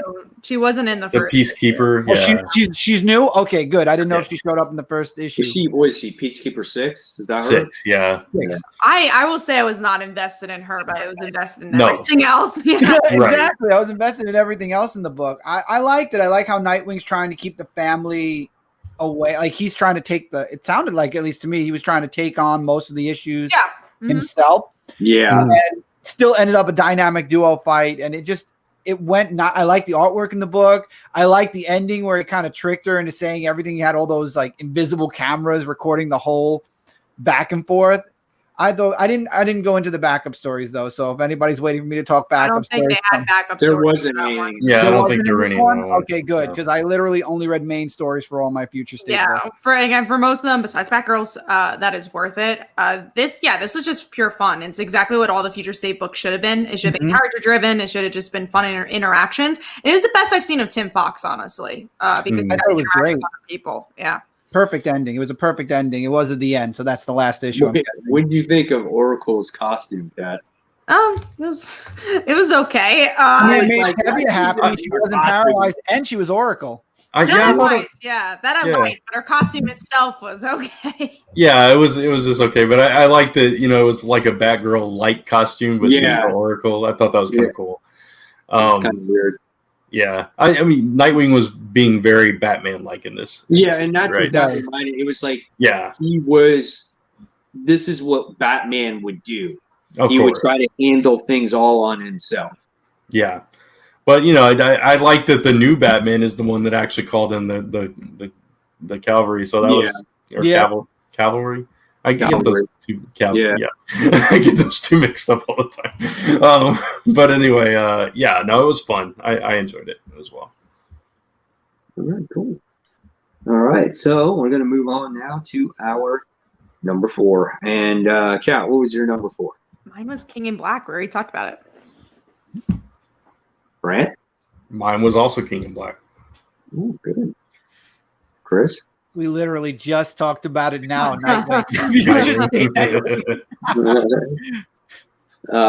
My number 4 was actually Stillwater, issue 6. So how is that series, Mike?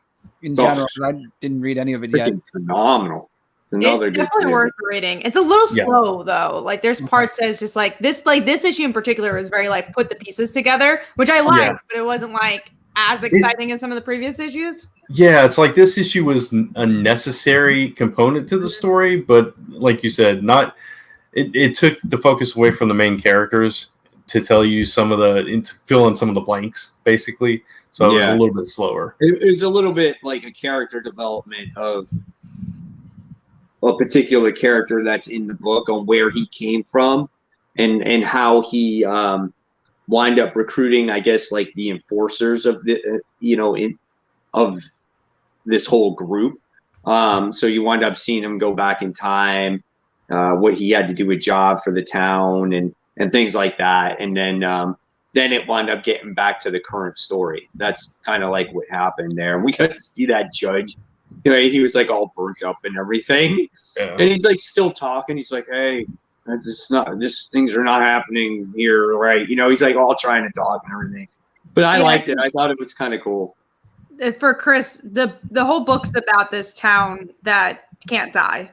And the townspeople are just like, well, we want to leave and like tell people like our loved ones that we're still around. And there are certain people say, no, we can't. So it's kind of a Walking Dead-esque book in that way. Okay, then that's what I have to look up. I have to look that up. And I found Black Widow finally, Volume 1, Ties That Bind, May. Oh, man. I'm going to go back and read the single issues. Yeah, it's definitely that one out of honestly all the books coming out right now. Black Widow should be one of the top books to read. That's right. Yeah, excellent book. All right, so we all did our number 4 then, right? Mm-hmm. Yeah. Good. All right, so let's move on now, and let's talk about. Well, we did talk about Stillwater. We just talked about it. So let's talk about Thor issue 12. How is Damn, Thor? It's freaking awesome. Another book you honestly, because Chris, I just jumped onto Thor 2 issues ago, and I know exactly what's going on. So okay, if you so Thor also 10. want to jump, Thor 10 because Jane Foster was involved, and I told everybody I got to read for Jane. But honestly, story's like even good without Jane, and that's me saying it. But the opener, man, the opener with there's these kids just doing a science experiment, opening up a frog, and then it's a Throg story. Oh my god! Yeah, so it was like brilliant. Yeah, it was like he was kicking the shit out of Donald Blake. Yeah, but I mean, like at first you think it's Throg. It's like, oh my god, they're talking about his end, you know, and then it's like when that day comes on the next page, it's like, oh. It's just like that's brilliant comic writing right there. Yeah, like, you don't even think about it, but that's how you write comics, and it's so freaking good. But then there's other pieces to the puzzle. Like Donald Blake as a villain's been really interesting, but Jane being a Valkyrie and him saying it was really cool. And then the ending where she teams up with Odin, a lot of good stuff happening in this issue. Yeah, Odin's been gone. I've got to catch up on starting with 10. Okay. Yeah. Odin's been 2 issues ago. Odin's been gone. Thor is the king of Asgard. I remember that much. Okay, from the beginning. so we get the cliffhanger that Odin's just kind of hanging out in a bar and Jane finds him. So so I mean that was really good. And Kat kind of said it. Donald Blake he's trapped Thor in when they switch places how they used to do it. He trapped Thor in that place, and now he's taken over and he's killing all Thor beings and getting their powers. So, and now he's found out where the powers come from, and he's going to get that too. So, it's a really good story. I thought it was connected to King in Black, Thor. So the thing happening with Thor and King in Black is not happening in Thor, which makes it different because it's the same writer writing both. Okay, it's so weird. Yeah, it's like but it's on its own story. Yeah. But that story with when Donald Blake and Throg and Lockjaw were fighting, and then Donald Blake trying to he was what's he using this to transport to go from place to place. Oh, that's Lockjaw is a teleporter. So. Donald Blake was trying to escape from him, and then Lockjaw kept on following him as well, and that battle just kept on going. And that part where Donald Blake eats Throg was hilarious. He sits there and eats him, and then he throws that little hammer out of his mouth, and then oh my god, there were so many good scenes in this book.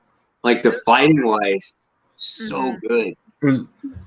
There's one where he just jumps up and just like pounds the hammer right here. Oh dang.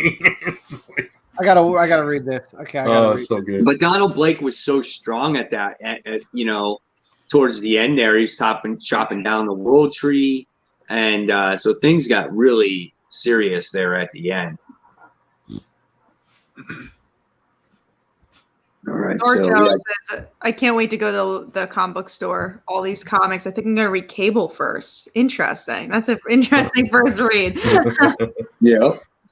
All right. So let's move on to our number 3. So Brant, what was your number 3? Mine was actually Thor. So there we go. Nice. Mine was also Thor. So, oh wow. Yeah. All right. And mine was also Thor too. Nice. I'm gonna break the tie, unfortunately, because I don't read Thor. I go with Hulk Flatline, Immortal Hulk Flatline, the one shot. I don't know why. I haven't read Immortal Hulk. I haven't read Immortal Hulk in a while, so I figured try the one shot. I enjoyed it. I liked how the teacher who was trying to help Bruce ended up fighting the Hulk, and then we find out she died because of gamma radiation due to cancer. She died of cancer because of the gamma in the end of the book. So it was kind of sad towards the end. I don't know. It was just a fun read for me. I think it was the first book I read, actually, out of the 5 books I read, the 6 books I read this week. The one-shots are easier to read through because they're one and done, which I've enjoyed all the one-shots. I do think the Immortal Hulk, the actual series, has slowed down a little bit, and it is very much in a long middle of an arc. But yeah, this was very solid, and I agree. It was a nice emotional issue. Yeah, I 100% agree. I liked it too. I loved how powerful she was. Yeah. Obviously, you knew that she was affected by the gamma, but at the same time, it was like, okay, what is she going to do? Like, what's her role here? And she's like levitates, and she freaking threw the Hulk across the building, and it was just so funny. And she was trying to be the voice of reason for Hulk, and for him to listen. So that was kind of cool. She was being the teacher. She was being the professor. Yeah. So I thought that was kind of cool. I loved it. All right. So everyone went for their number 3. So let's talk about Marauders. I hate this story arc now. This was so disappointing. I was going to ask about Marauders. I read it and I was like, well, I don't think I'm reading Marauders anymore. You should read the book because it normally is very good. This arc has just not been good. I just 2 issues ago? And I was like... 2 issues ago, I think, was that... Whatever issue that was Sebastian was so good. Oh, yeah. Anytime Kitty and Emma are the leads of the book, it's a super good book. And I believe it's all in our high top 5s. Like, we really enjoyed that issue. But then this arc happened. It was just like... Okay, so it's the arc. We'll basically blame the arc. Yeah, it's basically them doing battle against the Reavers, and these people have been brought back from way back from, like, issue... What was it? The issue where Iceman used his powers and ripped the guy's arm off. Right. So it was like so long ago, and they made him into Reavers, and now they're getting their revenge on them. Yeah, I hated the Reavers part of this. All I know is I missed like 2 major events that happened in X-Men. The swords. Yeah, the swords, and then there was something right after that I missed. The big one was Ten of Swords. Marauders. Okay. The catch up with Marauders, I really would just read the issue from two issues ago, and then you'll be pretty much caught up. And then, You've been beating up Sebastian Shaw because Kitty died. She came back to life, and she wants revenge. That's pretty much what's going on in Marauders, and it's been so fantastic. The only thing I enjoyed with this issue was a mention of Mora, because it's just like, okay, finally, we at least get our to her. Yeah, and a statue. Now they can't go to Madripoor, right? They can't go back. Yeah, I will say there was a flaw in the art. You guys can check it, but I swear when they were standing on stage, Kitty Pryde, she looked like she was wearing a sleeveless dress, and then the very next scene, she's back in her coat. It's like, wait a minute. I went back and looked at it a couple of times. It's like, oh, that's got to be her because she's got Lockheed on her shoulder. So she's on stage and you're right. Right. She's getting like in a dress. Yeah. And all of a sudden she's back in her coat. Yeah. Wow. I guess they had other plans. Oh, maybe, I guess so. Maybe the ball hasn't happened yet. Maybe they like rework some of the story. Oh, maybe. Happen first. Maybe. Who knows? But that was kind of funny. I don't know. Well, that's Marauders for you. A very uneventful issue. Did not like this story arc. Definitely don't recommend this one. No. We talked about Batman and Catwoman. So let's move on to number 2 then. So, Chris, what was your number 2? X-Men Legends. We already talked about it. Mr. Fowler, what was your number 2? Black Widow. We already talked about it. Was it really? Wow. They're on the same page. Yeah. Mine was King in Black. So of course we talked about that. Cool. All right, and then we're moving on to Family Tree issue 11. So I know I read it. Kat reads it. With Brent, do you read it? No. I think Brand dropped it like issue 4 or something like that. All right, Kat. So what did you think about this ending of this book? The ending definitely got me because at first I'm like, oh, where's it going? It kind of feels like the same thing's happening over and over again. And then the end happens. We find out Meg has been murdered. You're like, what? That's crazy. The daughter. Yeah. That's I was shocked by that. Shit right there, man. And that's why the world was destroyed. You kept thinking, oh, it's because she turned into a tree, but it actually was because humans destroyed her. And I really liked it. It was a good issue. Yeah. Now I'm curious to see how it ends based off of that, you know? Oh, yeah. I thought up until that, it was kind of like repetitive, kind of the same. You know, you got Meg's mom sitting there, you know, talking and discussing, you know, just about protection and how Meg is the one that brings life to the world and, you know, and things like that. And then finally we got that cliffhanger. And I was like, it's his brother's fault too, because he left to save his mom of all people. Yep, exactly. So still a good book though. And of course I'm curious to see how this whole thing, you know, concludes because the next issue is the last one, right? Yeah, last issue. I think 12 issues was a perfect amount of issues to kind of have this for. We do have 2 questions here. Did any of you guys read Hollow Heart? I've heard things about it, but I haven't read it myself. I'm not familiar. Who publishes that? Vault. Oh, okay. Yeah. I've not heard of it. None of us read it. And then Silver Stroke asks, y'all see the new Superman Lois pilot? No. And honestly, I don't plan to. I'm going to get the Blu-ray set when it comes out or Netflix it all the way through when it's done the season. I heard it was good. I'm just not interested. Mm-hmm. I heard good things too. Again, TV specific time, no good. I started watching Cobra Kai. I heard good things about that one. Dude, it is freaking good. Oh, Cobra Kai is so good. It's so good. I am planning on binging Cobra Kai at some point in my life. It's good. I didn't think it was going to be that good. And then I started watching it. I'm like, wow, this is an awesome show. And it just keeps getting better too, Mike. You're going to enjoy it. I'm on episode 4. I'm at the episode where all the kids just showed up at Cobra Kai. Oh, yeah. So right there. The last episode was really good. I will say that. So what are they on? Are they doing more seasons? Because I saw they did 3 seasons. I think they were greenlit for another one. Yeah. Gotcha. It did very well for them. So I would. Yeah. Although Netflix is gamble and that type of stuff. True. So, all right. But here we go. Next book we have to talk about is Iron Man, issue 6. I do have a question. Why is Scarlet Spider an Iron Man? Oh, he was recruited. They couldn't get any of the other heroes.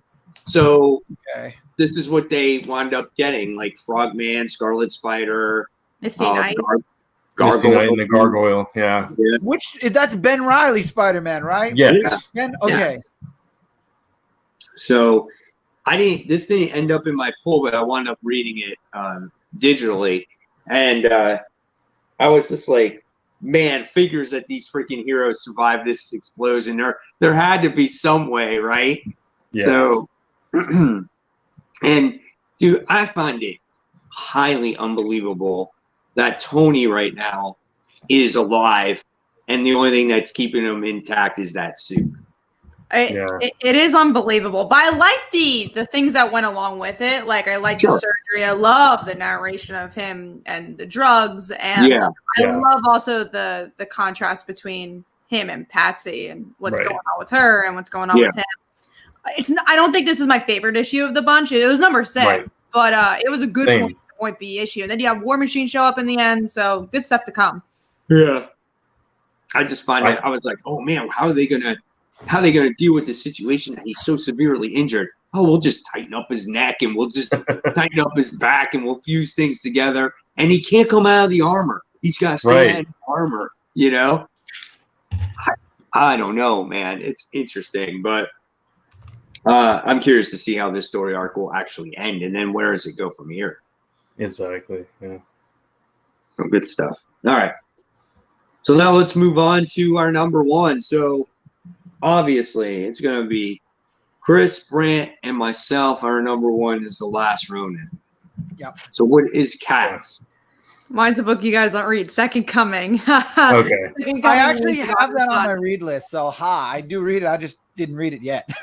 It's good, and you could start from issue 1, not read the previous volume. But this issue, to spoil it, but this one we get to see Jesus he's trying to find disciples, and he goes to this like carnival type thing where they're all celebrating religion, and Jesus ends up talking to the people, and they're like, the reason God left you a long time ago, like you guys think that he's been around, but he hasn't, and that's because you guys aren't willing to change. And like, this is literally Jesus talking to them. They're like, I just want my Slurpee, I just want to get all this commercialized things. And then we get to see him leave. He's like, okay, they're a lost cause. And then it also builds up with this guy who is going to commit suicide. And he actually calls a helpline and says, hey, I'm depressed and I'm going to kill myself. And helpline's like, well, if you pay $70, we'll help you get through your suicide. Wow. And by the end of, so by the end of the issue, we get to see Jesus like have a talk with him. And it's just a really interesting talk off the ledge issue,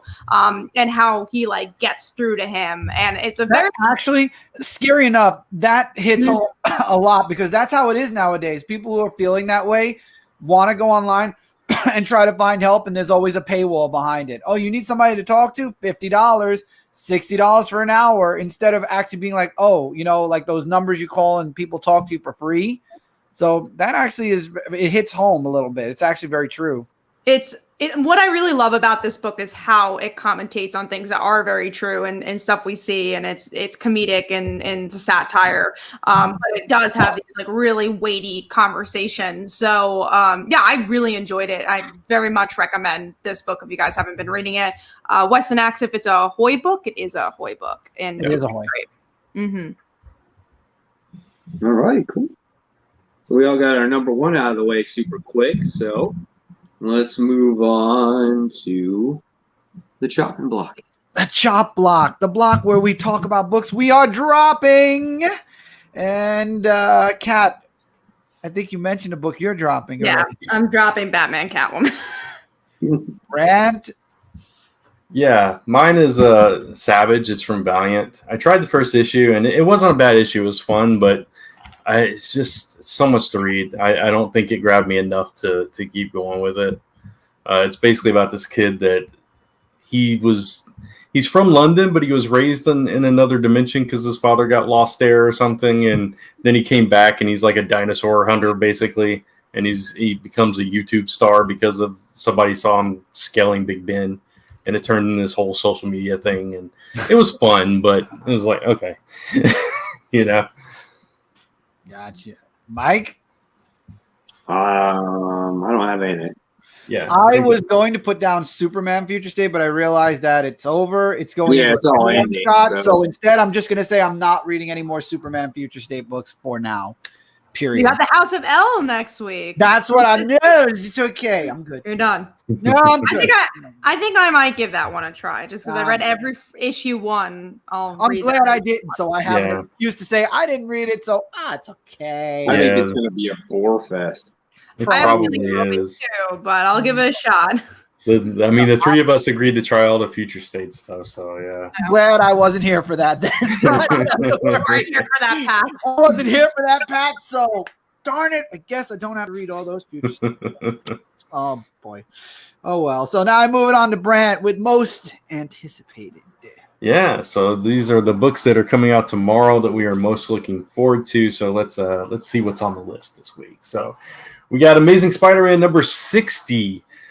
Will this arc ever end? I want to like this issue. When you Right? Peter, I thought this was a new arc starting the last issue. It is a new arc, I It believe. is and isn't. Yeah. It's the kindred thing that we're talking about. Yeah. It has to The do kindred, with Mary Jane and Peter's relationship this issue. right. I Which hope will, it's good. yeah, we all hope it's good. I mean, obviously we want to see more of that because we haven't seen a whole lot of that in this At particular all. volume. Yeah, but that kindred thing, man, 60 issues strong. We're still dealing with it. Yeah, so we'll see. I thought I missed that at least.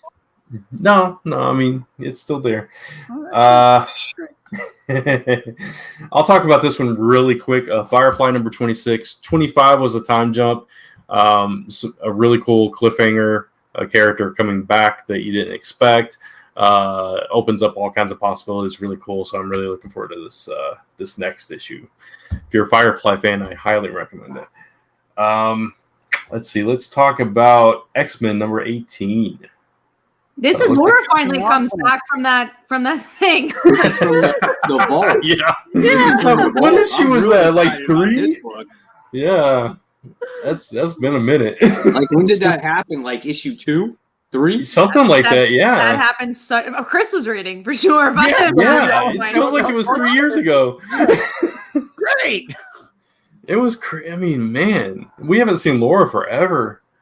And that's all it was too. Like, they walked in there, and you're like, right? Yeah. It just disappeared into the void forever. They're gonna come out. Laura's gonna be like 90. Time works differently in there. Or something. Good to know I didn't miss much with X-Men. It's good. Well, X-Men's a kind of easy jump on because every issue deals with a different story. Right. So right, it's kind of all over the place. Still graphs and everything. You could skip the graphs if you want, but yeah, there are still graphs. Mostly memos to and from Beast, but yeah. We got Captain Marvel number 26. Is this the end of the arc? Yes, I think so. Thankfully, okay. So we can get rid of Namor's son and move on to the next. Son? Oh, but this is the one where you son. get to see Captain Marvel like all juiced up from Thor's daughters, right? Which I liked. Yeah. I thought that was really cool, and I guess we're getting into the magic stuff with her as well. So right. So yeah, it'd be interesting to see how they transition into that. Crossover number 4. Have you read this yet, Chris? Any of this? Okay, this is an interesting series because it's. You guys can probably explain it better than I can, but basically, comic books are coming to life in this world, and they're all being kept in this dome. And they've thrown a few Easter eggs in there. There's obviously clearly like they've actually shown full on some characters like from Paybacks and Madman, but they've also thrown in like little cameos that you can tell it's like Batman and different things like that. Okay. Yeah. So it's interesting. It's kind of a fun series, but. All right. Black Cat number 3. Definitely. Yep. Yeah. It's still the King in Black thing, right? She turned into the Asgardian. She, like, became an Asgardian somehow. Yeah. With Doctor Strange's thing. So we get to see that. Yeah. So this will be like in between King in Black issues 3 and 4, right? Because in 4 he took the staff back and took the power, right? Right. So yeah. Okay. And speaking of King in Black, we got Return of the Valkyries, number 3. Yeah. It's so hard because I just read the solicits about the next Valkyries. I'm like, oh, I'm so excited for Jane to fight Kraven. I'm like, I'm ready for that. This has been okay. I've enjoyed it, but I'm ready for it not to cross over with King in Black. I don't think it's doing the series justice right now. Yeah, no, I agree with that. I want to see I still don't know her name, but the other Valkyrie that went to find her weapon. I want to see her come back and join the battle and get a little bit more about her. Yeah, it's very separated thus far. Yeah, right. Magnificent Miss Marvel number 18, which is the 75th issue of the series. And this is the last, right? Honestly, this arc has been very disappointing. I think I've enjoyed one issue of this. Glad I have not been reading this then. Yeah, it's the whole outlaw thing. Yeah, Kamala's Law. That's right, Outlaws. I forgot about that. Outlawed is still going on? Everyone did. Kind of. It's like kind of going on. With Miss Marvel, it's stupid at this point. Yeah, it's except Power Pack. Power Pack is worth it. Yeah, Power Pack's good. Power Pack is very good. It's so dumb though. It's like the 75th issue. Like she's had 3 volumes, 2 volumes, whatever it is, and it's just like it equals 75 issues. Like, yeah, really? Let's just hope it's good. They do that with everybody. They did I love Zoe. I love Zoe's character to death, and I hate what they're doing with her character so much. And we'll see if this last issue will fix it. But I'm not really looking forward to it. As it sits there on our most anticipated list, but it's anticipated to see what happens. Right? No, I understand. One you are anticipating though that you mentioned earlier, Future State Aquaman number 2. I really liked the first issue. I was so surprised because, as you guys know, I'm not an Aquaman fan, but I really like what they did with Andy, with Aqualad and Andy. Oh, yeah.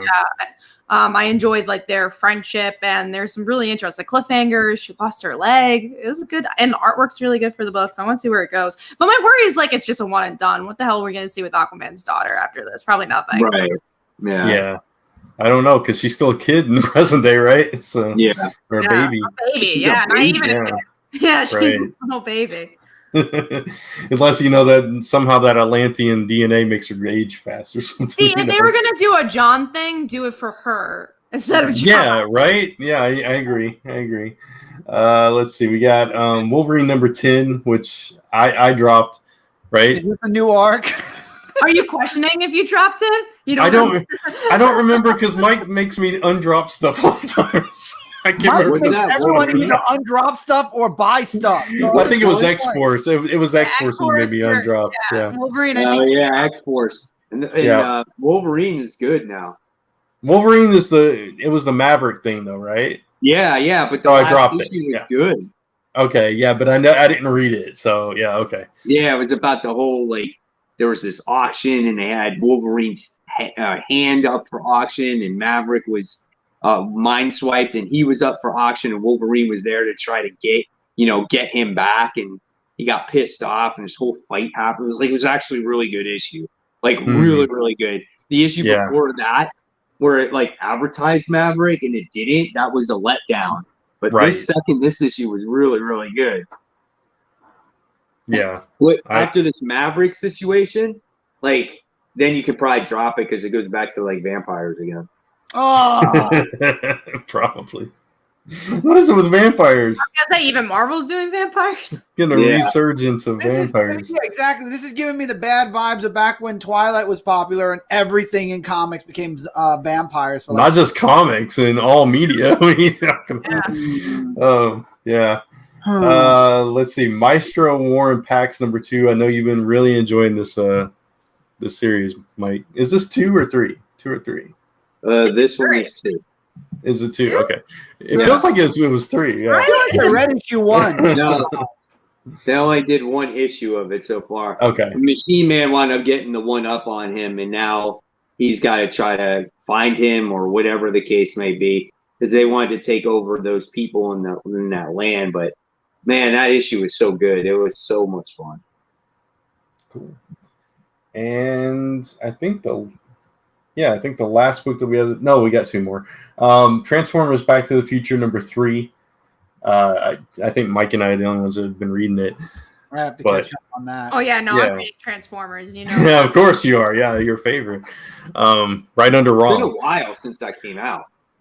Yeah, it has. Yeah, I almost forgot about it, but it's been a fun series. It's like, if you're a fan of those properties, it's got all the things to love to tie them together.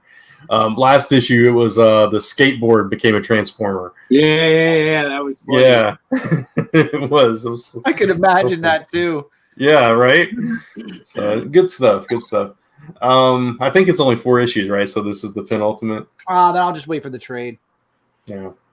I could be wrong, but it probably is 4. And then the last one we got to talk about is Future State Dark Detective number 4, which we kind of talked about a little bit earlier. It's been good. I hope it finishes really strong though, because I think last issue had some good moments, but it was a little bit slower. I'm honestly just more excited for her run on Detective Comics. At this point, what is this going to mean for anything? I do think obviously her Detective Comics will be really good. So I'm excited for that.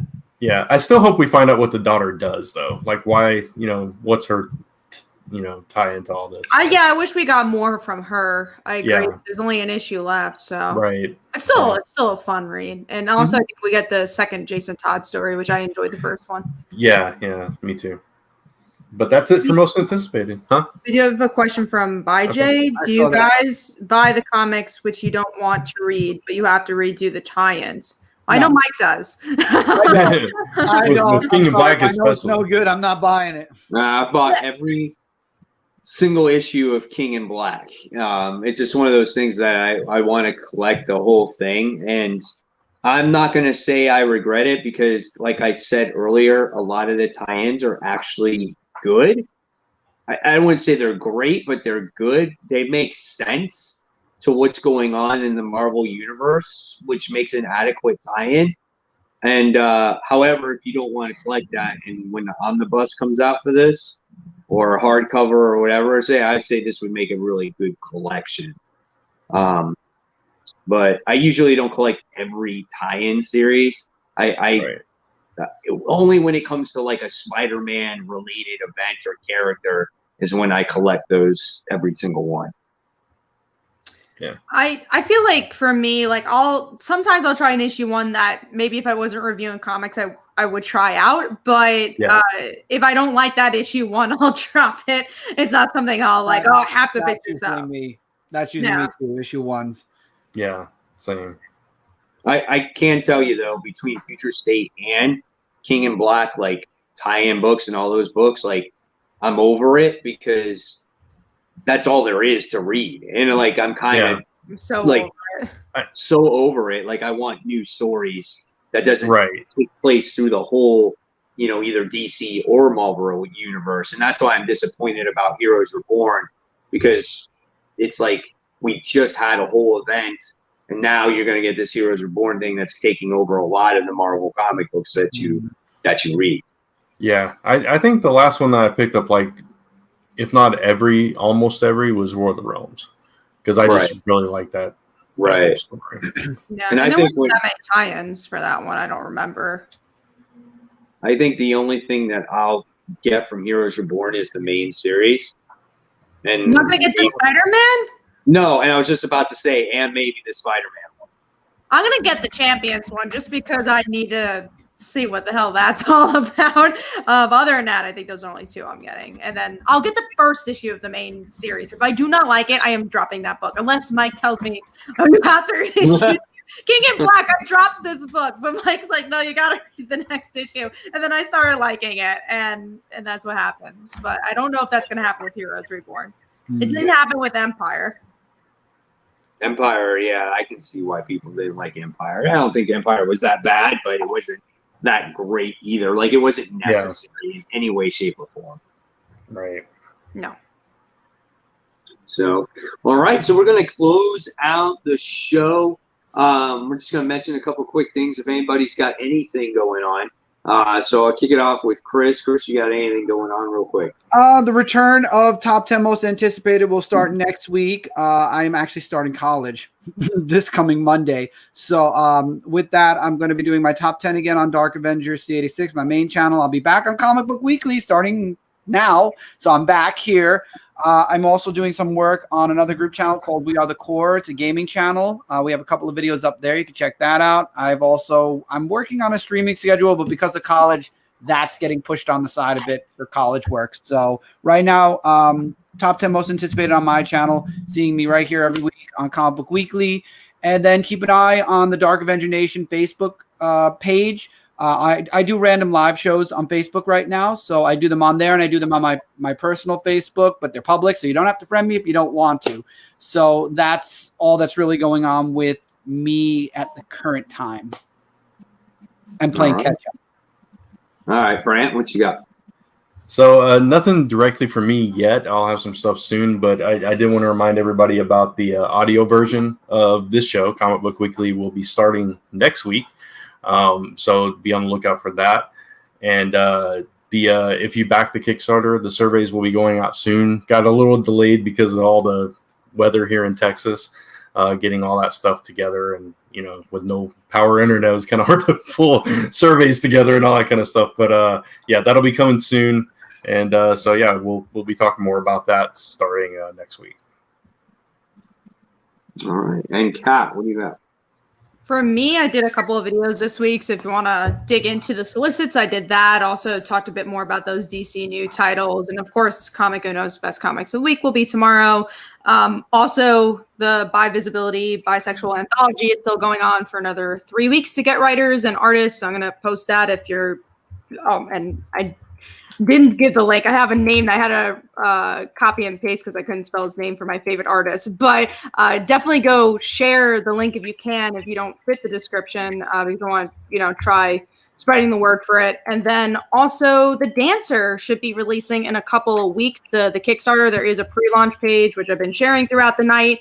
Hopefully you guys can go follow it. It's actually gotten a pretty good amount of followers for just a couple of days it's been up. It has like 108. I would love to get to 200 followers before we launch. That'd be amazing. Probably my most successful out of followers. So that's definitely a great sign for the Dancer.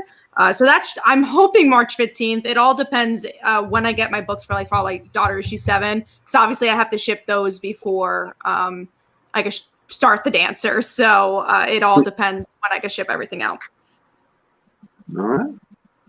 Okay, and then for me, guys, I did a bunch of videos this past week, so you guys can go ahead and check those out on my channel, Comic Book Corner 2.0. The one big video I did this week that got a lot of attention was, when do you make the decision on to drop the big 2 for good? It got a lot of attention over there. It got like 2,500 views. It got like over 200 comments because you guys had a lot of feedback, and it wasn't just like one-line comments. It's like paragraphs on how you guys thought about this whole situation, and so I just wanted to appreciate that that time that you took, because obviously I can't respond back to all those comments. So that was awesome.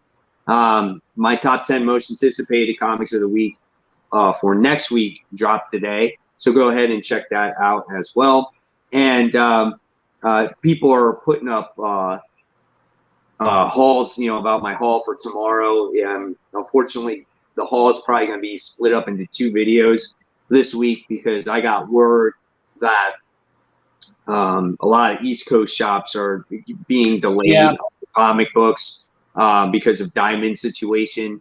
So I will not be getting independent comic books tomorrow, and I will not be getting Marvel comic books. So that's like the majority of my comic books. So probably the only thing that I'll be getting is DC. But knowing me, when I go to the comic book store, I don't just go to the comic book store to buy the comic books.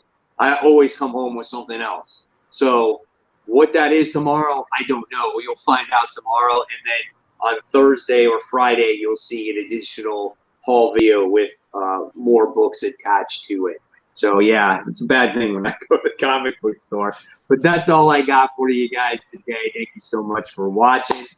Guys, this is the end of the show, so make sure when you get a minute, please subscribe to Comic Book Weekly or Comic Book Corner 2.0. We'd definitely appreciate it. Don't forget to hit that bell.